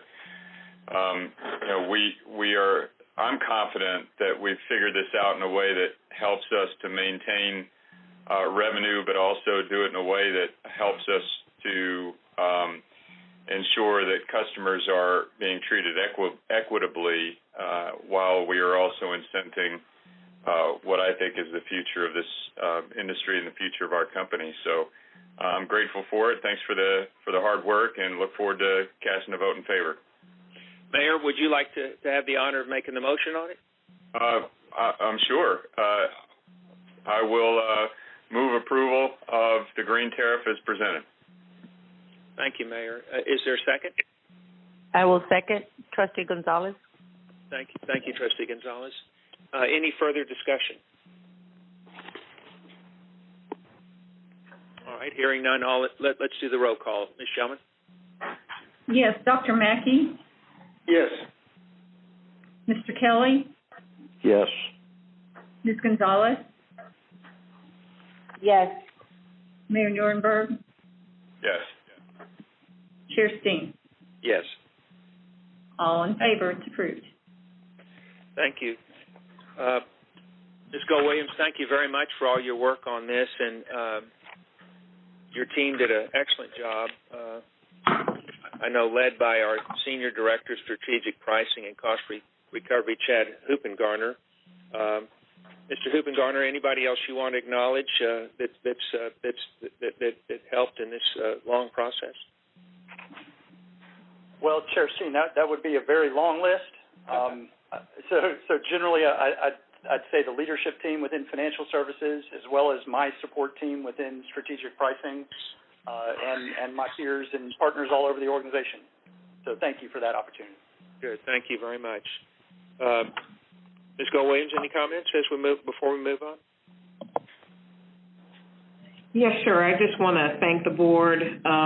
Great dialogue, great questions. We hear you thoroughly. This stuff is at the core, and now we have kind of an interesting year of more activity that has come from a lot of research and working and being creative. That said, we take the objectives that you put in front of us, and we will do a better job of prepping and discussing how we get to these recommendations before they are finalized as proposals for the board. But thank you today for your support. Thank you. Let's move to agenda item 10, our brand journey, and let's go to Mr. Rudy Garza. Good afternoon, Chairman and members of the Board of Trustees. It's my pleasure to discuss our brand journey with you today, starting on PDF slide number 63. Today, our objective really is to talk about concepts of our brand versus our logo, and really look at the evolution of our brand over the years. We've got a guest presenter today, Mary Rapoli, with Epiphany Market Research, and she will take you through some work that Epiphany does on our behalf to discuss our brand with segments of our customers. And then we'll turn it over to you, back over to you, Mr. Steen, and let you lead the board in the discussion regarding our logo specifically. If you move on to slide number 65, our agenda really is to take us through a brand versus a logo discussion. Again, look at our evolution, and then we'll turn it over to the board once Epiphany provides a presentation to you. If you look on slide 66, I won't read this to you, but really brand is about how our customers experience the products and services that we offer and provide them and interact with them on a regular basis. it's more than simply just the name. It's a feeling that our customers get. So think about it this way: when you don't say look it up on Google. If you look at the image, you say Google it. So Google is about an experience of their customers with their search engine. But if you see the Apple symbol, you know that is Apple, and that symbol is Apple's logo. So that's just a very easy graphic to really explain that what we're talking about here. If you move on to slide 67, again, the difference really between the brand, which is the foundation, what the company represents, and a logo is really the logo is purely the outward signature of the company. So it's the symbol of what that company represents to its customers. If you move on with me to slide number 68, when I look at this graphic, and really the logo is everything you see, that there's so much more to below the surface when you think about it in an iceberg fashion. When I was thinking about this slide, I think about our employees.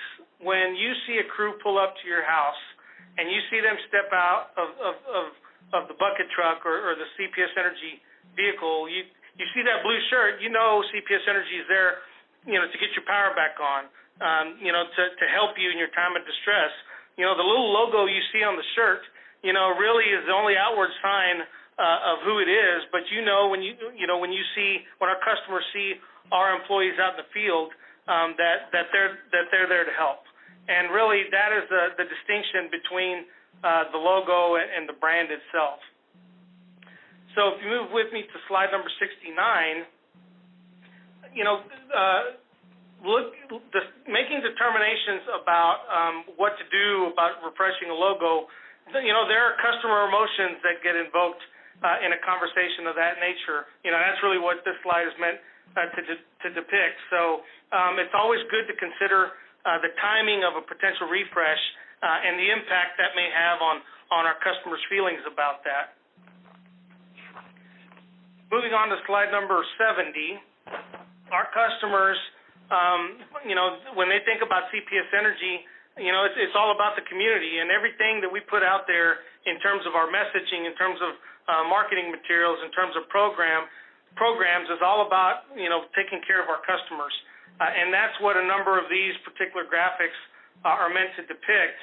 I won't read the whole experiential discussion there from Eric Romero. Eric is one of our energy advisors who's making outbound outreach calls to our customers right now, trying to help put them on programs that might help them through this time.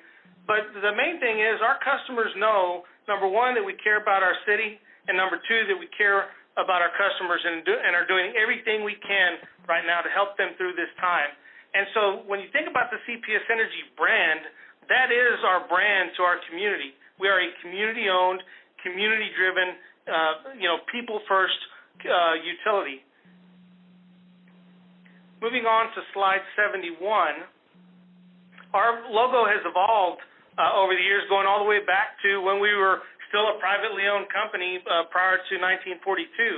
And all of the logos have some form of public service, city public service. The logos have evolved over the years, and up until 2005, still included the city public service, logo as the base. We've been operating under the CPS Energy logo, our current brand, for the last 15 years. So, again, logos, they ebb and they flow and they evolve over time. We have always been at our root about public service, and that that feeling about what the CPS Energy brand represents is still very strong within our customers. But we thought we'd take you through an evolution of our logo over the years and how long, really to let you know how long we've been under the CPS Energy brand. There are a number of ways on slide 72 that we really test our brand, test what customers think of us both through qualitative and quantitative means. We run surveys for all types of purposes that give us feedback of what our customers think about our business strategies and about the way we're communicating with the public.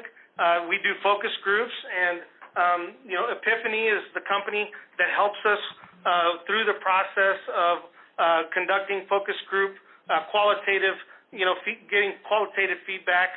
And in this particular instance, the presentation will really be about what customers think about our brand and our logo.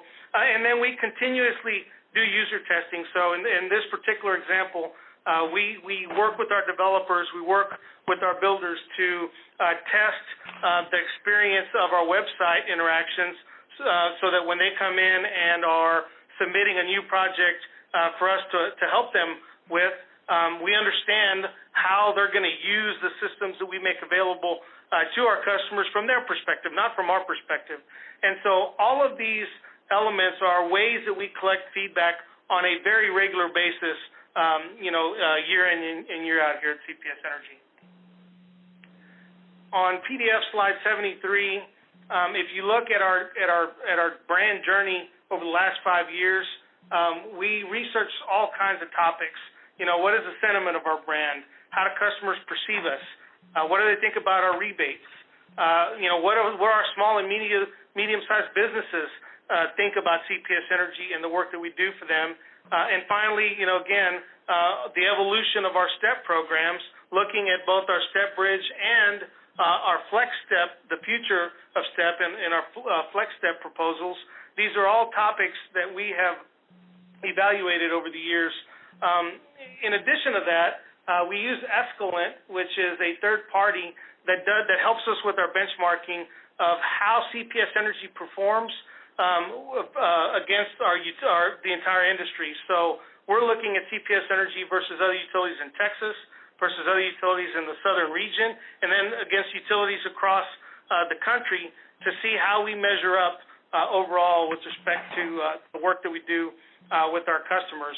And what we've noted is, our brand has strengthened over those years. Our brand trust index, which is one measure, has gone up roughly 5% during that time, and our overall satisfaction with the service we provide has gone up 3% over that time. So we're certainly trending in the right direction with respect to how our customers perceive the work that CPS Energy does for them.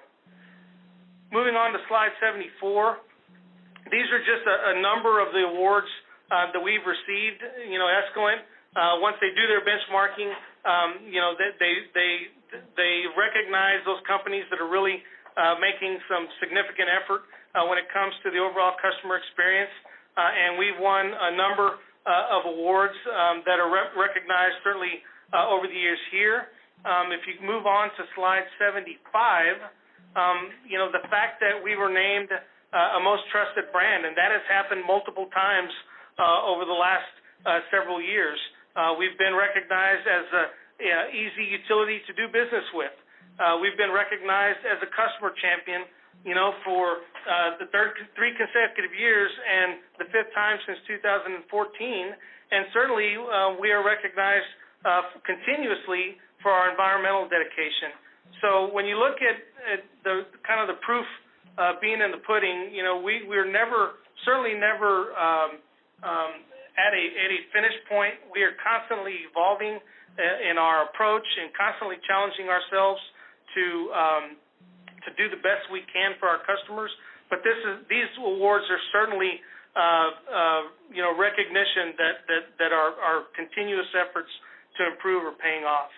And before I turn it over to Epiphany, I just want to again recognize that at the end of Mary Rapoli's presentation, Mr.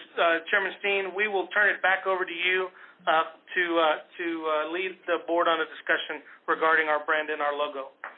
So with that, I will stop there and see if there are any questions.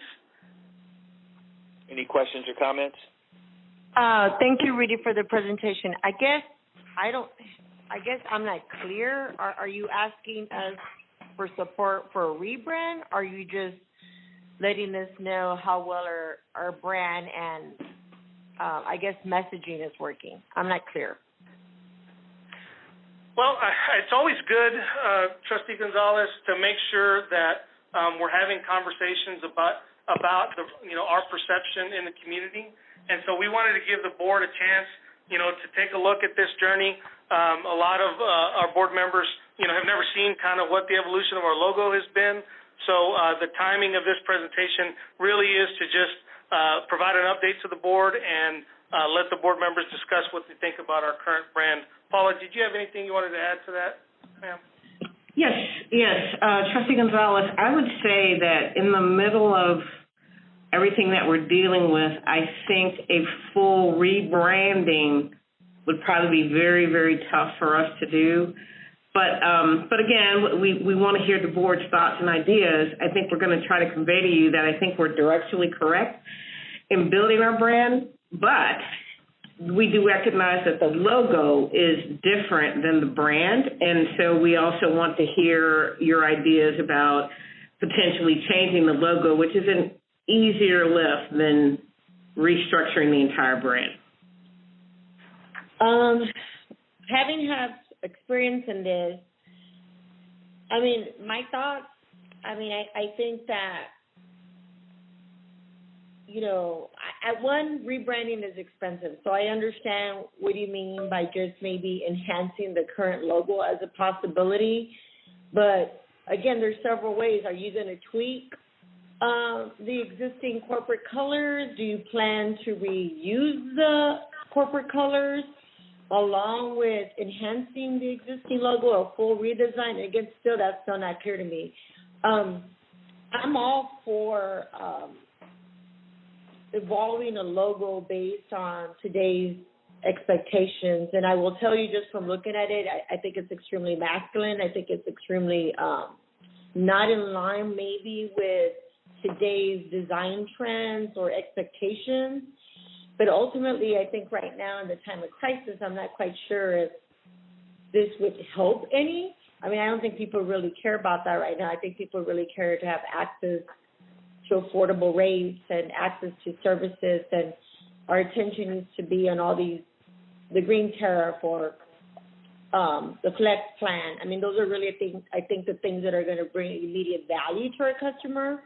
I'm always in support of using effective, whether it's digital, traditional communication vehicles to reinforce our commitment to the community. I'm open to it. I just, again, it's still not quite clear to me the approach, other than we think we might want to change the logo, but that's too broad still.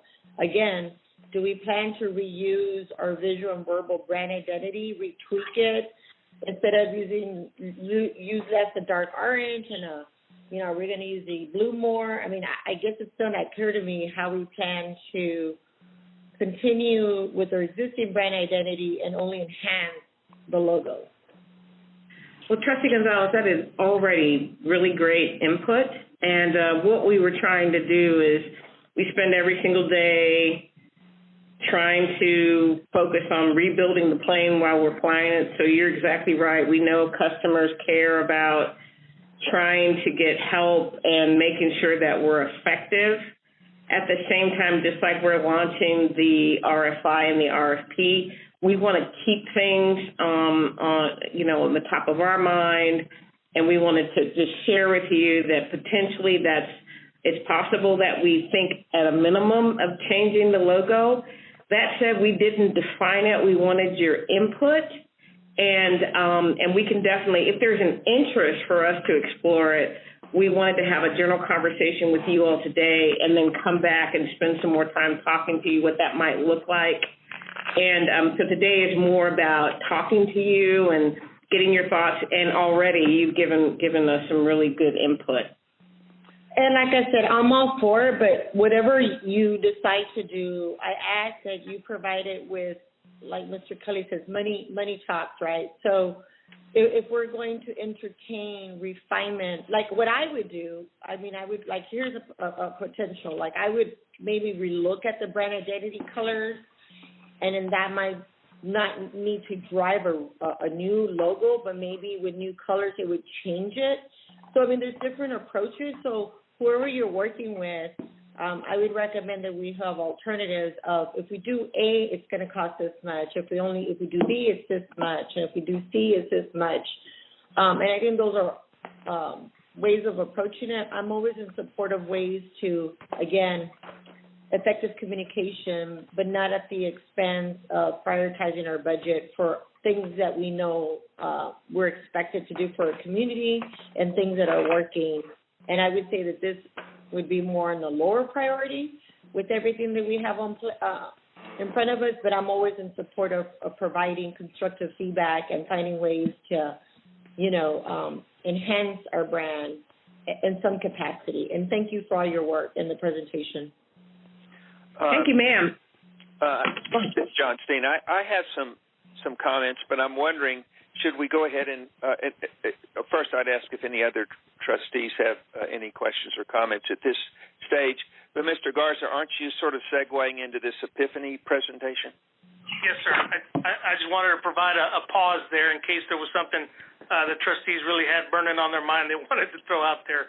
But I'm happy to turn it over to Ms. Rapoli and let her take us through the remainder of the presentation. Oh, good. Great. Then I'll have some comments then. And Chairman, I'll reserve my comments till after the Epiphany Part 2. This is Ron. Good. All right. Thank you, Mayor. Okay, so thank you very much. This is Mary Rep, and it's an honor to be here today and present to you the findings from a qualitative focus groups. As Mr. Garza said, CPS Energy does a lot of quantitative work as well as qualitative. And from the quantitative standpoint, those are the kind of studies that you either get survey online or you get called on the phone and somebody asks you a series of yes, no, multiple choice questions, and you get at the end, you get 50% of the people, felt this way, 40% felt that way. And when you're doing qualitative work, it's much smaller groups of people, and you really get an understanding not so much what and how they feel, but why they feel the way they do. So it's important to sort of marry those two methodologies together to get a really full picture. So if you'll go to slide 81, in terms of the objectives of this particular focus group study, we really wanted to look at the company's visual and verbal brand identity. That included the name, the logo symbol, the brand colors, visual imagery that people associate with CPS Energy. We wanted to really understand what the strengths were and the opportunities were with respect to the brand overall. We wanted to understand what people thought of what the personality of the brand was. Oh, Mr. Pope, this is John Steen. I'm hearing a really. It sounds like it's getting worse, but an echo in your voice. I wonder if there's something you could do to remedy that. Are other people hearing that, or is it just me? How about is now better? I heard it. Is now better? That sounds better. Yes. Okay. I was logged on online and on my phone, and I had the volume turned down on my computer, but maybe it was picking that feedback. No, that's an improvement. Sure is. Yeah. Go ahead.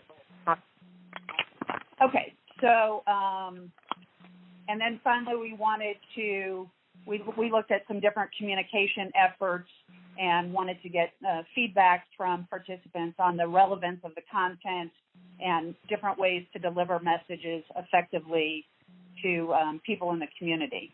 So we did 6 in-person focus groups. We held them at a local research facility here, Galloway Research, in the beginning of September of last year.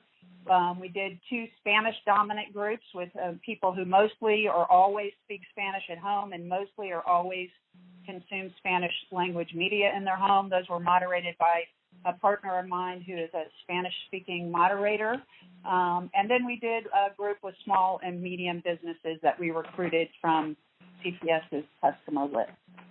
And on slide 82, you just see a little bit about the composition of those groups, people who participated.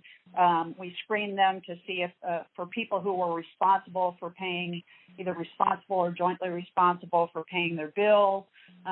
From the small to medium-sized businesses, those were business owners or managers. We looked for a mix of gender, household income, educational attainment, and all scattered throughout the city of San Antonio. We also had quotas for homeowners versus renters. We essentially wanted to make sure that we were representative of CPS Energy's broad base of customers.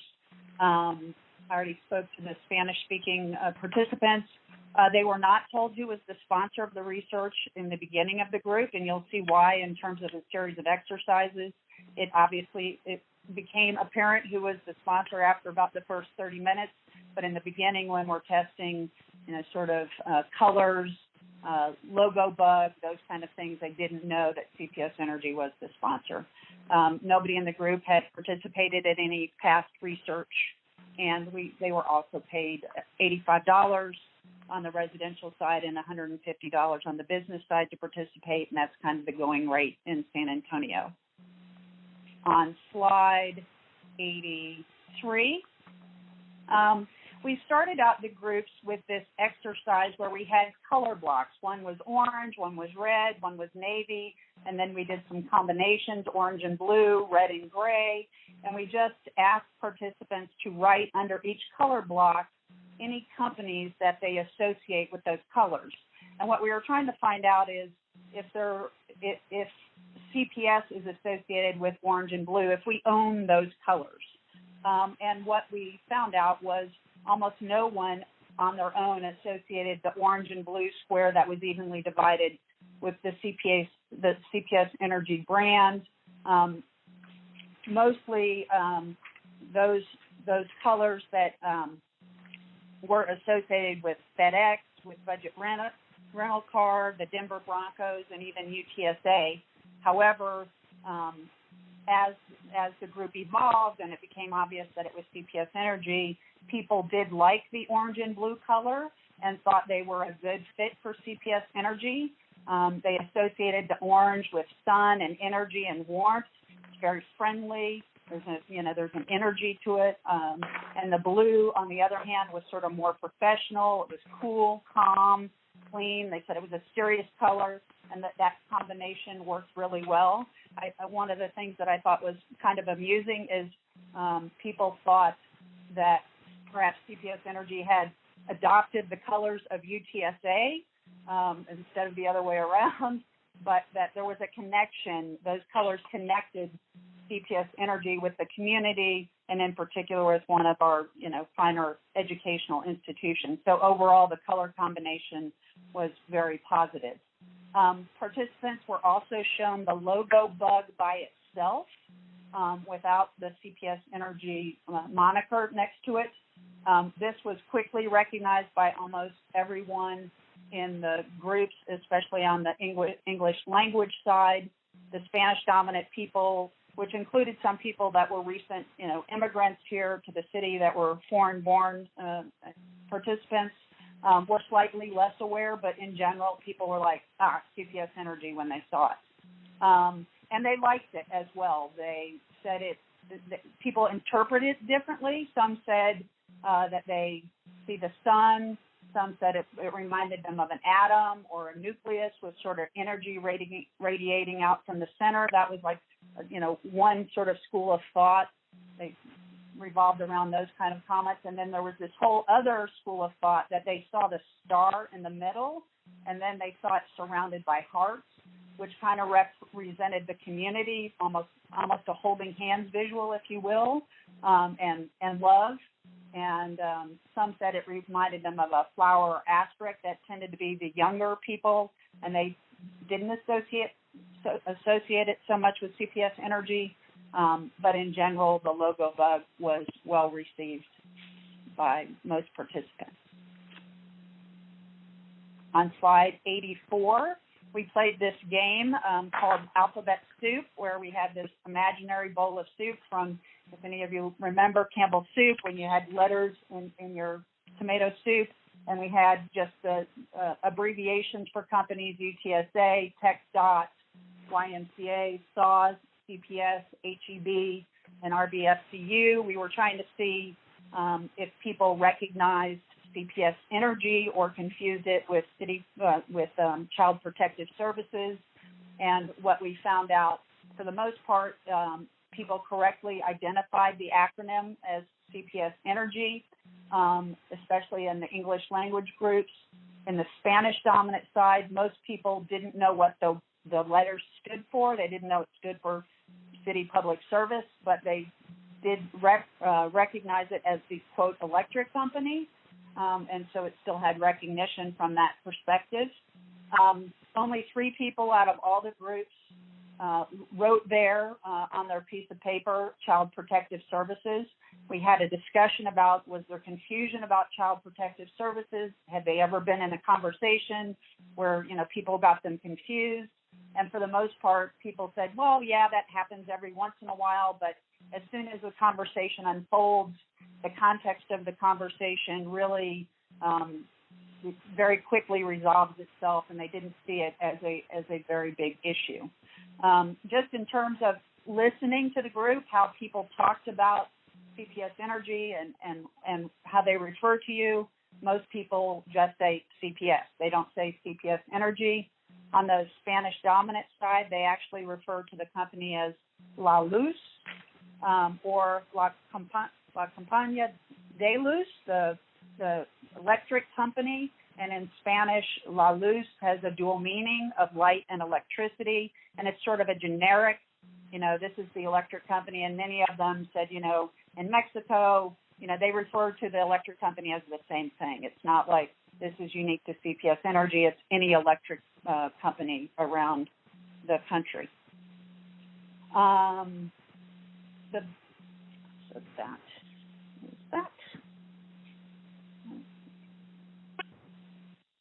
Slide 85.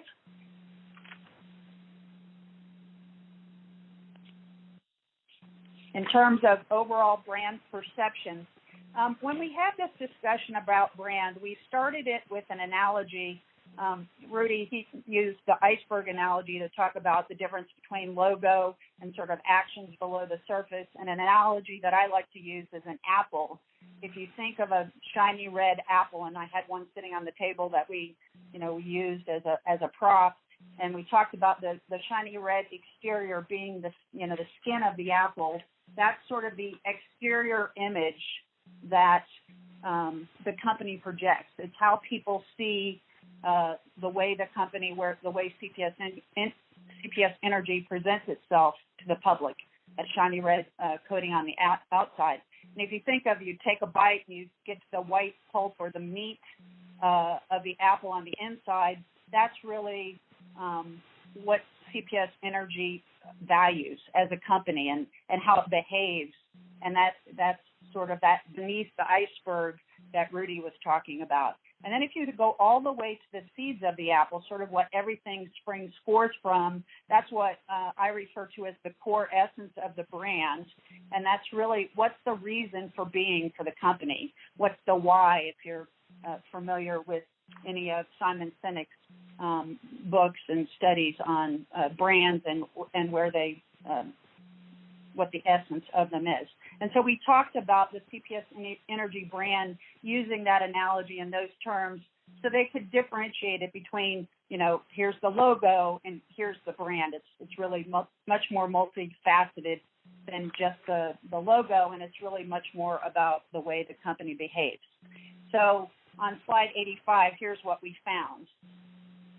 Thinking about the shiny red skin of the apple, the outside of it, people generally, when you ask this question, when you think about the image or the, how the company projects itself, a lot of people in the brand work that I do talk about the advertising or marketing that a company does and how the company presents itself. In your case, people mostly talked about the linemen.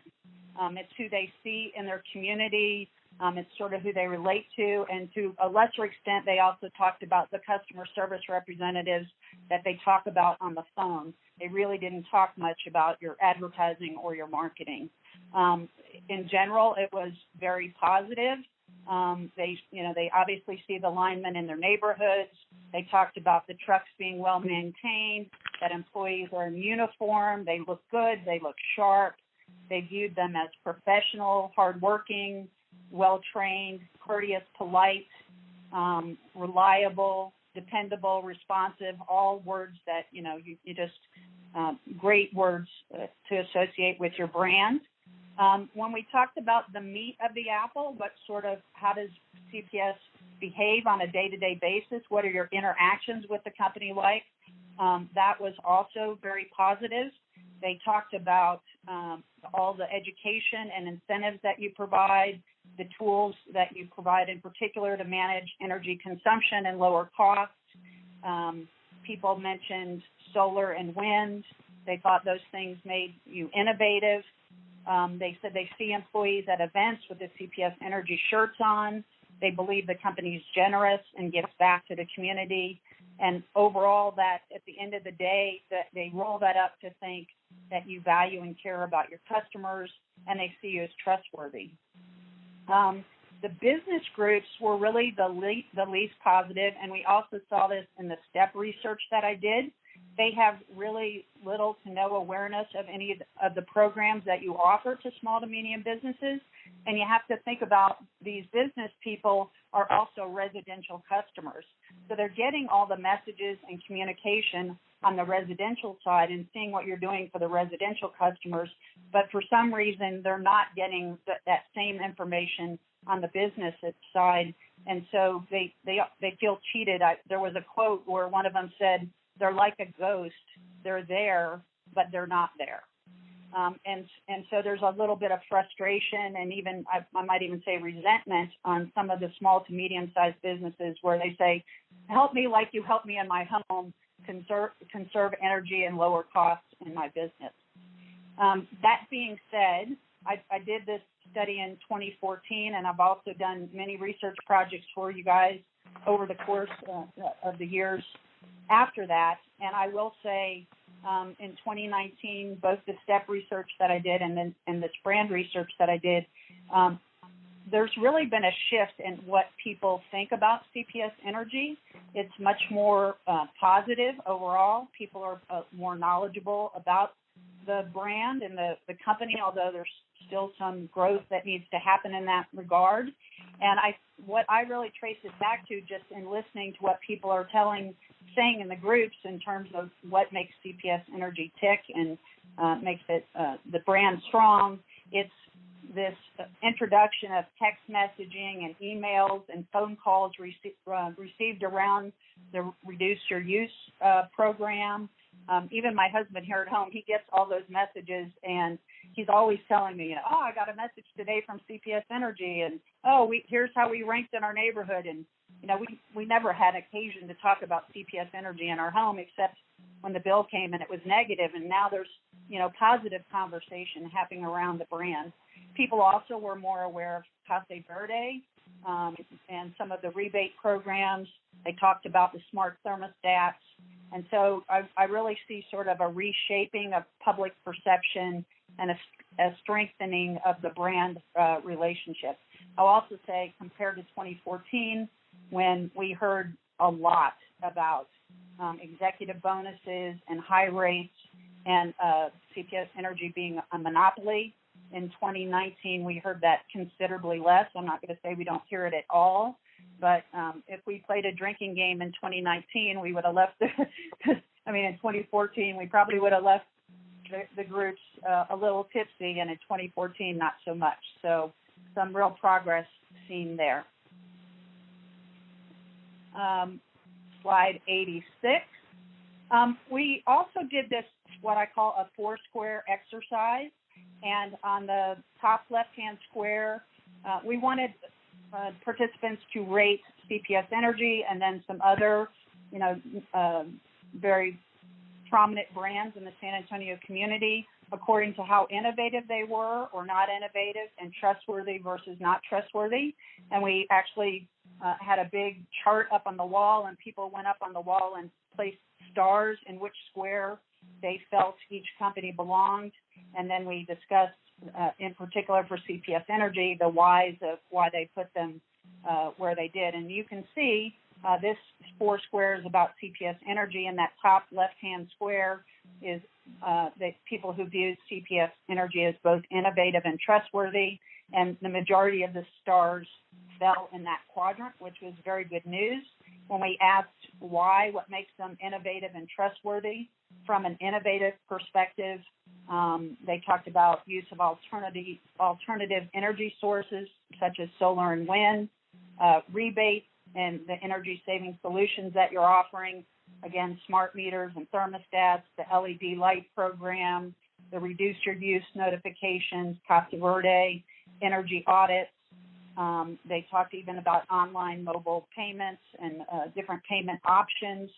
From a trustworthy standpoint, they said you provide consistent and dependable service. There's quick responses when there's an outage. They really like the notifications, and they like, when you're notified, it gives you an estimate of when the power's back on, and it's usually pretty accurate, if not underestimated, so it comes on maybe a little bit earlier than even estimated. And then they just said overall, good customer service. And so those were reasons why you're both innovative and trustworthy. The few that sort of fell to the right-hand side of the graph, both in terms of not trustworthy and not as innovative, essentially said compared to other energy companies, they see you as just catching up, or that you're not doing anything that's really completely new or original. And some just was like, I wasn't sure, so I, put them more towards that side. On the right-hand side of this, there's some exact quotes from the groups. Here's one that says, they are branching out all the time using solar power. They are on top of the game as an energy company. Another participant said, lots of times when I'm not home and the lights go out, they'll send me a message by email, or sometimes they call me and they'll tell me your lights will be back on in a certain amount of time. If they don't come back on, please call us. So that's very trustworthy. And then I just kind of compare them to SAW, so there was a quote about that as well, but we probably don't need to go through that right now. And then this next slide on slide 87, I just have this in there because we wanted you to know that we also had them rate several other companies, and similar to what we're finding in the Bare Facts quantitative survey that's been being conducted in the last few months here in San Antonio, CPS Energy really rates well compared to other major brands in the local community. So on slide 88, I'm going to talk about opportunities to strengthen the brand. So far it's been really great news, and if there were any opportunities to strengthen the brand, I really believe, if you think back to the apple analogy, it's around the seeds of the apple or the core essence of the brand. People really don't understand why the company exists beyond providing electrical service or making a profit. And that really stems back to they still don't understand that you're a municipally owned utility, and I'm talking about residential customers here and small to medium businesses. The enterprise customers obviously have a much better grasp on all of that. But they don't understand that you contribute to the city's general fund, that you keep taxes lower, and in general they don't see you, because they don't know that, they don't see you as an economic engine of growth and prosperity. So they don't really understand the why you exist. And so the relationship is a little more surface than it has the potential to be. One of the questions that I asked in the groups is, when you think about CPS Energy, do you think of them as more a friend or an acquaintance or a stranger? The good news is you're not a stranger, but you're not a friend either. You're more like an acquaintance, and the relationship is rooted more in rational and sort of transactional interactions. So the brand loyalty isn't as strong as it could be down the road. And so I think there's an opportunity to really deepen that with better understanding of the role that you play in the community. I will say, too, in the past, participants have said, like in 2014 when they did this study, they essentially said the best energy company is an energy company that's out of sight, out of mind. I don't have to think about them. When I turn on the lights, when I turn on the light switch, the lights come on. And there's been a real shift, I think, just nationally in people's the types of relationships they want to have with brands, and we see it here too, particularly with CPS Energy. They really said, we want to know more information about the company and its vision and its plans for the future. They want to feel a part of CPS Energy. They want to share in the company's successes, and they want you to be more proactive in communicating with them. And again, that's a real shift. So some of the direct quotes: I want to feel more secure, and I want to feel more a part of CPS Energy. Then I'm going to trust them more and want to talk about them because they'll be like part of my family. You've got to connect with us, stay in touch with us. Even a quick commercial would help. I think CPS should say, thank you for the savings that we've had this year in helping us to be more energy efficient. To be part of that, to include us in that. If you feel more a part of the company, you don't feel so bad paying the bill. This last quote, somebody had come in, I think it was SAWS had announced a rate, possible rate increase, and they confused it with you all. So they came in sort of wanting to talk about a potential rate hike, and this was the quote from that. Maybe they should have more media. I came in the door uptight about our rate hike, but now that we've discussed everything and you see the innovations, it makes it a little more palatable. So opportunity for growth there, as well as on slide 89, some of the questions where we talked about what visual or images come to mind or who's the face of CPS Energy. People had trouble conjuring up what symbols or imagery that would be unique to CPS Energy. They tended to say things that would be applicable to any energy company and any community. The linemen were certainly mentioned most often, but there were also sort of generic industry symbols like light bulbs or electrical lines. And again, that just sort of reinforces that surface, little bit surface relationship. People are very comfortable with the linemen, and when I say linemen, it's really people in blue shirts that they're identifying with, that they see in their neighborhood. But they have sort of this arm's distance relationship with them because they just see them. They don't really talk to them. And so they had trouble articulating, even though they often chose them as the face of the company or the visual they most associate. Beyond, I see them in my neighborhood, they couldn't really tell you, there was not an emotional connection with them. So a few quotes there. Once you see a lineman with his hard hat and stuff, then you realize, well, that's an energy company, CPS or somebody. You trust the hard hats. So they trust them, but it's CPS or any other energy company for that matter. Next quote, that's what I associate with CPS is the trucks and people like that, friendly, smiling, patient, capable. They're the ones you see when something happens. When there's an outage, they're the ones that are at your house. So deepening that relationship and strengthening the bond between the linemen and CPS Energy and really putting some meat on that relationship and emotional connection, I think would help strengthen the brand going forward.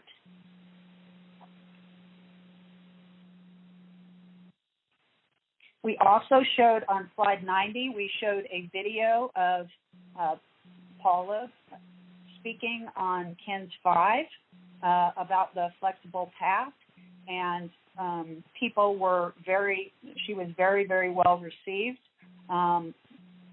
People were surprised to learn that she was the CEO. They were expecting an older white male, and when they saw her, they were impressed with her demeanor. They said, described her as confident, likable, believable. They felt better about the company overall for hiring a Black woman to lead the company. And here are some of the quotes that they said about her. She's someone you would listen to. She seems sincere. She seemed confident. She gave the impression she knew what she was talking about. Believable, sincere. I appreciate that she's a different ethnicity and that she's female. That gave me a better impression of the company. I'd never seen a CPS commercial. That's like a connection. It's like, wow, somebody exists behind CPS. I know more about CPS now than I did before I saw the commercial. What their corporate philosophy is, what they're planning to do, what they have on the drawing board, where they want to go. So you see, again, where I said before, people want information about CPS Energy. You see that reflected here as well. They responded really well to this vignette on KINS 5, and both to the content of it as well as to Paula. So, slide 91.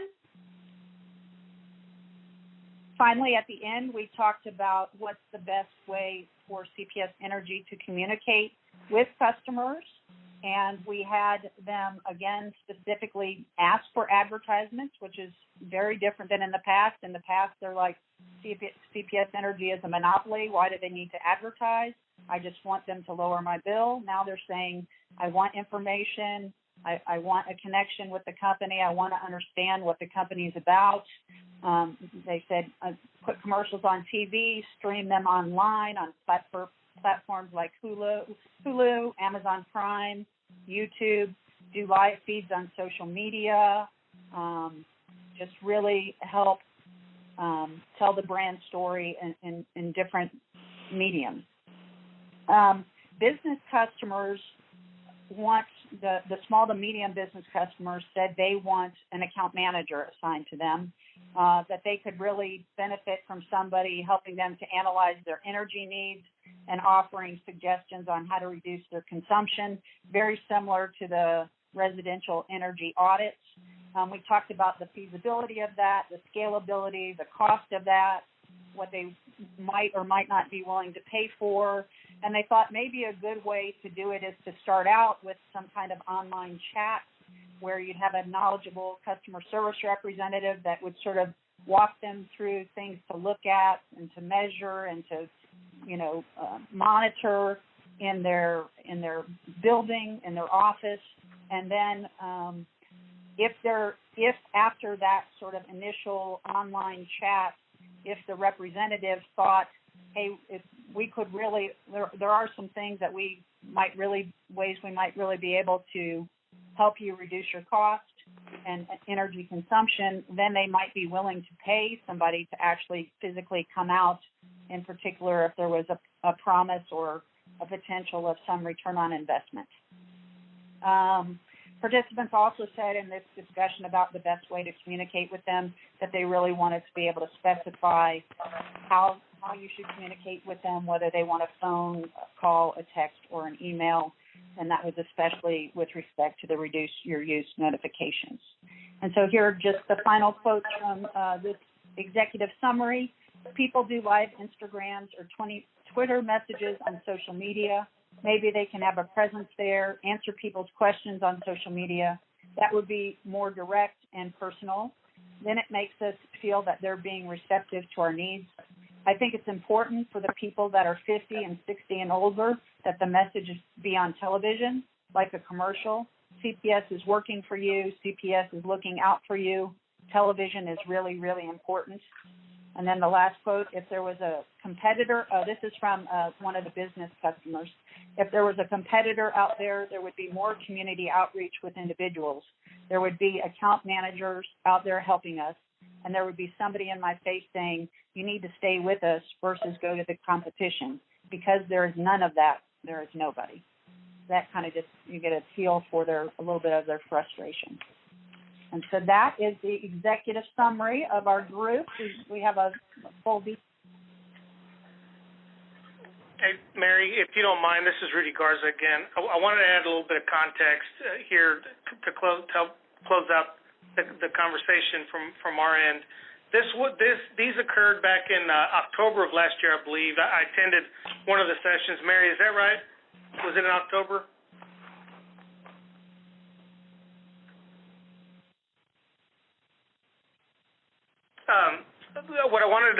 The point I wanted to make is, if you look at the last slide about the best way to reach customers, as we moved into this year and we got into our COVID environment that we're in now, all of these strategies that customers have told us they wanted us to undertake, we have proactively undertaken. We have done, commercials to let our community know we're here and we're in it with them. We've done social media, a number, I think we're up to 10 Facebook Live events now, and we've also done print ads just to reinforce those who might only read the paper. So, and we're doing outbound calls to all segments, both residential, small business. We've propped up an E2B group who solely exists to do account management for our small business customers because we heard that feedback, and we are organizing in that fashion going forward, and we continue to do account management for our larger customers. So, we don't just take this information and put it on a shelf. We look at it, and we've been able to work this feedback back into our proactive strategies for our current fiscal year. And I just wanted to provide that context as kind of an update from when this was conducted late last year. Oh, This is Mary. I just wanted to let you know as soon as I finished my last sentence, I got disconnected, so I apologize. I just logged back on. Oh, Ms. Rapal, this is John Steen. I wanted to say that presentation really impressive and professional. And are you all a local company? Yes, I am. Oh, good. Would you mind telling me a little bit about your company? Certainly. Let's see, I've been in business almost 20 years. I used to work in the advertising business, and I managed research projects and strategic planning for an advertising agency for almost 15 years. And I also worked in corporate communications on the client side, so I have sort of a full 360-degree perspective of how companies use market research and how to make it actionable. I actually was trained as a reporter in my early career, so I feel like that helps me really understand how to ask questions and listen, which is, really critical to being a good market researcher. Well, again, very impressive. Mayor, I know you deferred your comments. Do you want to jump in now? Yeah, sure. This is just broadly speaking. I can imagine that many people who might be listening to this conversation might be thinking that this is a pretty superficial thing for us to be discussing right now.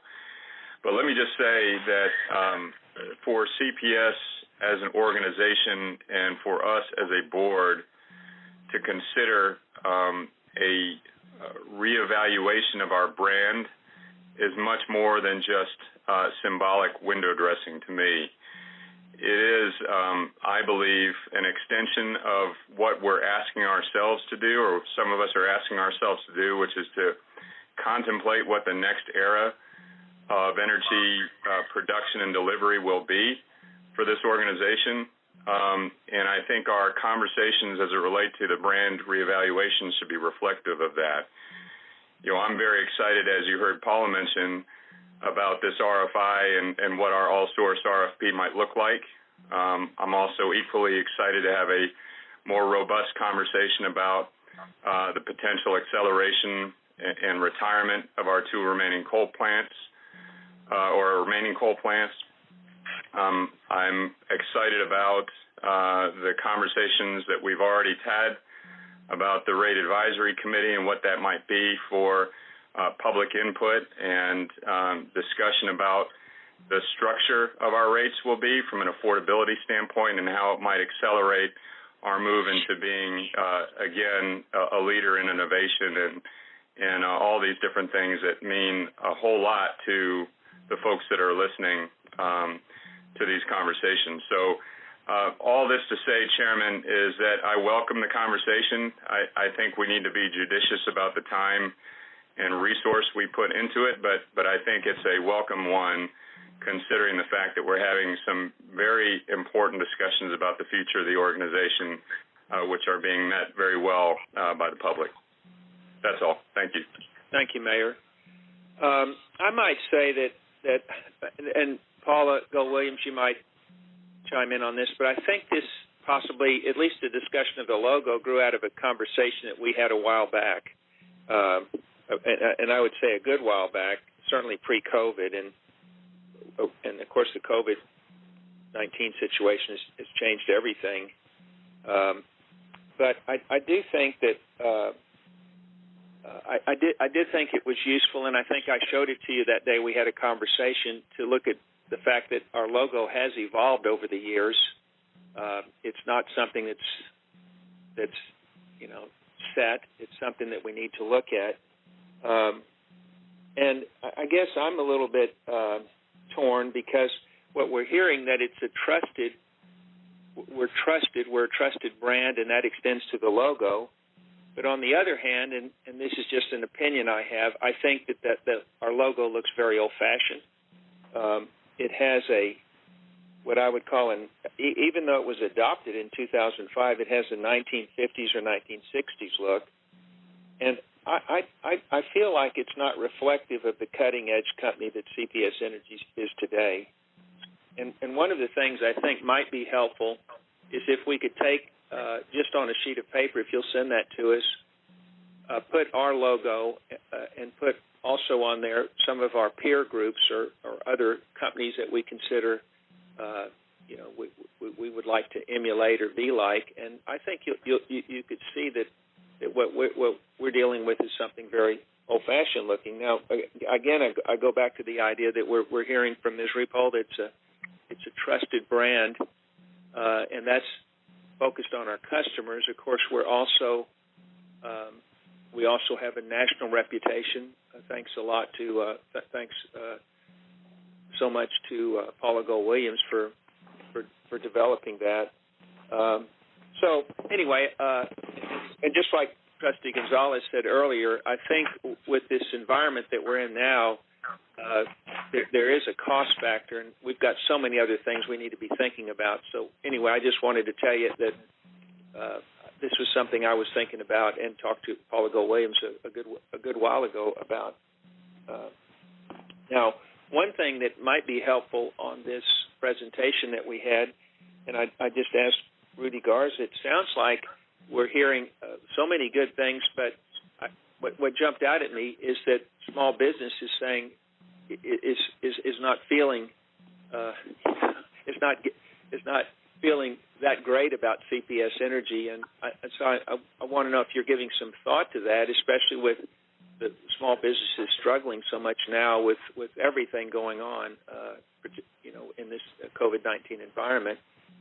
Whether we need to make a special effort with small businesses. It sounds like we're doing great with our residential customers, but that's an area that we need to work on. So anyway, anybody want to comment on that? Yes, sir. Go ahead. Sorry, Paul. That's okay. I would just say, being a small business myself, I mean, we're so used to having a lot of tools at our disposal to make business decisions. And I think that's mainly what it is more about. So the idea of incorporating like live chat or being able to have like real-time support, an account manager, I guess our environment is used to that kind of support. And so, you've already talked about a couple of things. I think in that area there's a lot of room for improvement, applications where they can see real-time data, ways to incorporate new technologies for savings, whether it's solar or battery. I mean, I think ultimately what small business always wants is tools to make effective decision-making and an innovation implementation to be able to leverage the future of the CPS products and services. And so I know that through my committee and through several conversations with all of you since I've joined, we're very committed to pivoting in that direction. It won't happen overnight, but definitely I think that there's a lot of room to build upon the conversations we've had. On another note, I took to heart everything that was researched and the results, and I would say as a minority that represents a very diverse area, including a lot of the South Side, right, where I grew up, which is low income and primarily Spanish speaking, and I think it's important, and I've seen some of the commercials. I've actually gotten feedback from family members of Paula speaking in Spanish, and so I know that they're working. But again, I don't care what the brand looks like if we refresh it. I think what I'm hearing more of is people want action, and so no matter what our future logo looks like, if we don't continue to understand that San Antonio has a very diverse population and literacy level, including digital literacy, that we have to have effective programs and services around different types of communication tools. And so I'm hoping that whoever you're working with also takes into consideration diversification of cultural marketing, whether it's Hispanic advertisement firms or small business firms or African Americans, that we don't leave that component out.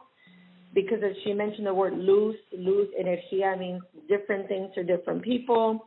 Our tagline, everything is just really connected. And with the trend, whether it's a trend or whether it's best practices today, people are emotionally vested and connected to, and are to be very active, especially using social media.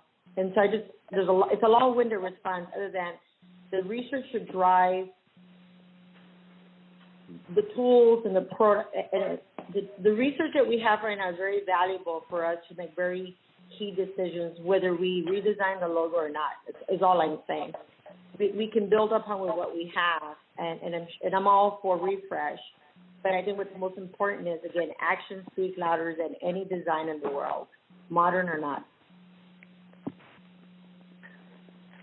So, Trustee Gonzalez, you said it as better than I could have. There are lots of opportunities across a number of segments that just being self-critical that we can do better on.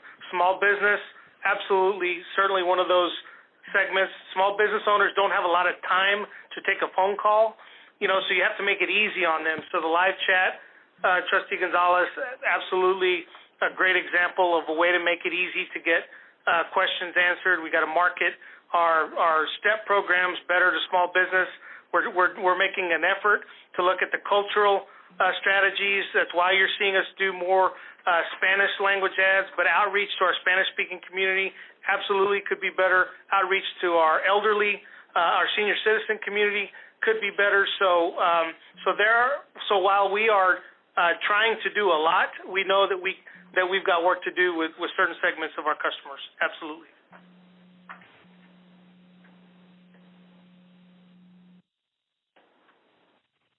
Okay, Paula, Williams, were you going to say something, or did I hear you? Well, thank you, sir. I think what we wanted, and just for everyone's benefit, the chair did raise the topic, and we had a good conversation, about this a while back. We needed some time to validate some of the value propositions and to directionally set us in the right manner. By the end of the year, though, we were trying to get the Flex Power Bundle launched and, get the STEP program closed out and go to the STEP Bridge. And then COVID hit. So I very much apologize that it's taken some time to bring this topic to the forefront. But it is a really interesting paradigm. We've got a good foundation. As Rudy said, we have a ton of things that we can continue to do. We're having to be really frugal and practical for the most part, and you can see that in our forecast that we're trying to control our costs the best way we can. But we do want to keep this on the board's agenda and let us, as you say, come back to you with a better, options tied to some costs. And again, anything that helps us, as Trustee Gonzalez said, create the real value, whether or not there's a substantial or modest logo change. I mean, all of those things trying to get us to still stay fresh and think about what we can do to do better. And to the mayor's point, there's a lot of things going on. What we're really trying to do as a management team is to be self-critical, but for the benefit of our customers and community. So this was great input initially. And we thank you for your time. We would like to bring this back in about a month, maybe a couple of times, just to tell you the options that we think make sense, all the time keeping and driving towards trying to do better. So we owe you some things, and we've already got a ton of good feedback from you all in some directions, but we'd like to bring some ideas back, and Rudy will help lead us in that if that's acceptable to the board at this point in time. Good. Thank you so much. Yeah, that was very valuable. We still are there any other questions or comments? Mr. Kelly, Dr. Mackey, anything at this time, or are we ready to move on? I'm ready to move. All right. Move on. All right. Thank you very much. Let's move to the next item on the agenda, which is the executive session. Ms. Shellman? Yes, sir. At this time, the board will move into executive session to discuss several matters that have been posted as required by law under Chapter 551 of the Texas Government Code, including attorney-client matters under subsection 071, real property under 072, gifts or donations under 073, personnel under 074, security personnel or devices under 076, economic development under subsection 087, competitive matters under 086, and security audits and devices under subsection 089. Just for planning, there are no agenda items posted to discuss after the executive session, so the board will move back into open session and take up adjournment, but will not have any other substantive matters to discuss. It is now 3:30 in the afternoon, and the board will recess into executive session. Can I suggest? Ms. Shellman, I'm sorry. Is that Ms. Trustee Gonzalez? No, sir. This was Paul. Okay. Paula. Well, I was going to suggest that we're ahead of schedule time-wise, and so maybe we could convene that executive session in about, what would you all think, about 10 minutes to give everybody a chance to take a break? Yes. That is exactly what I was hoping for, sir. I'm going to say, I'm a girl. I got to go to the restroom. Okay. All right. So we'll hang up and we'll get back together at 3:40. Bye-bye. All right. Thank you.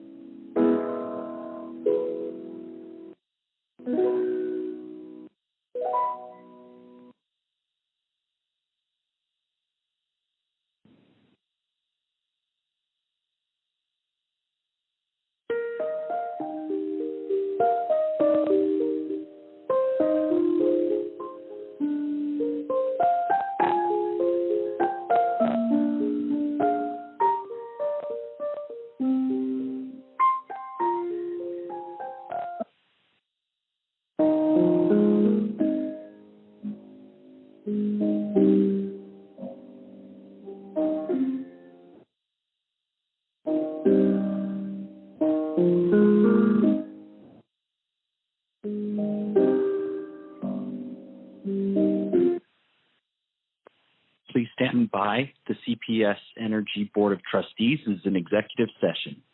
The open meeting will resume shortly.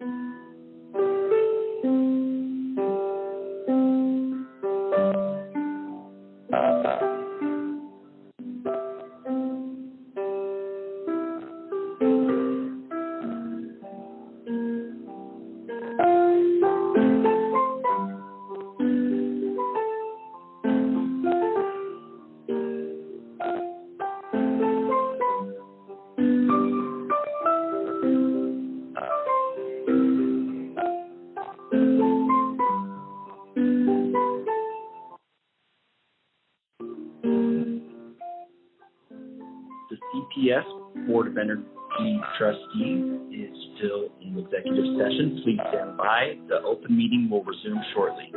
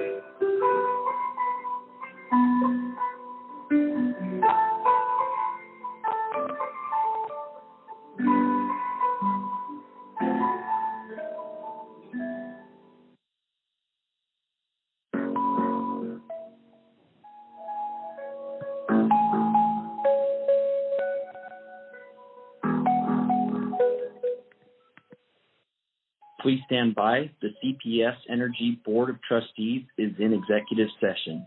The open meeting will resume shortly.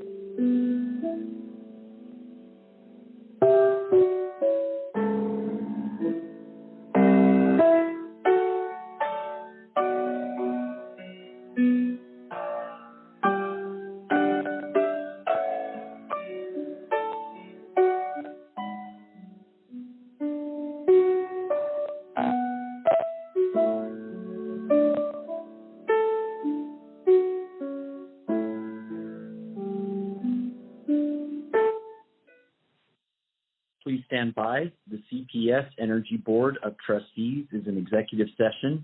The open meeting will resume shortly.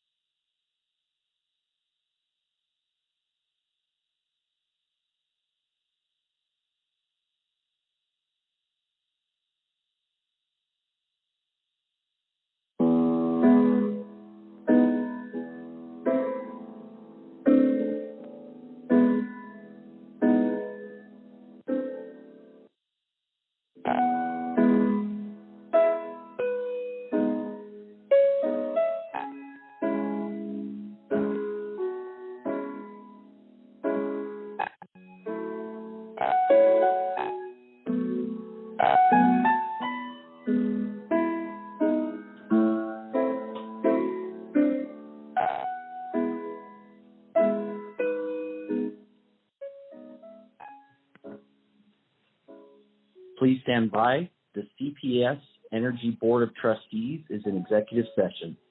The open meeting will resume shortly.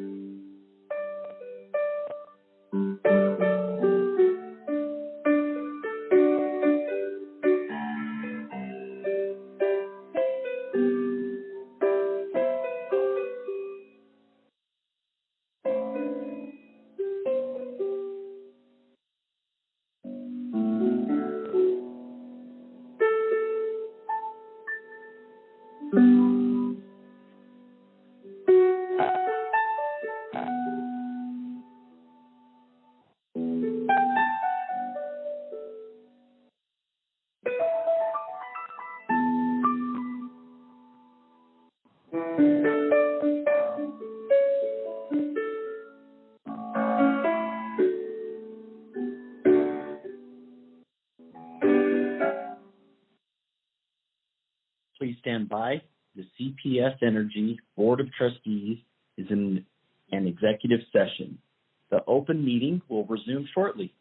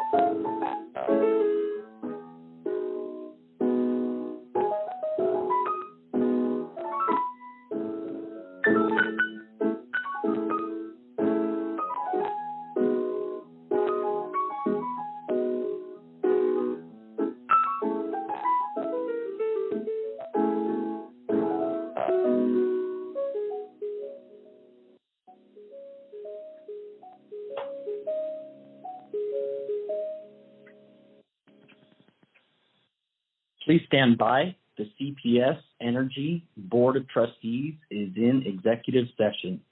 The open meeting will resume shortly.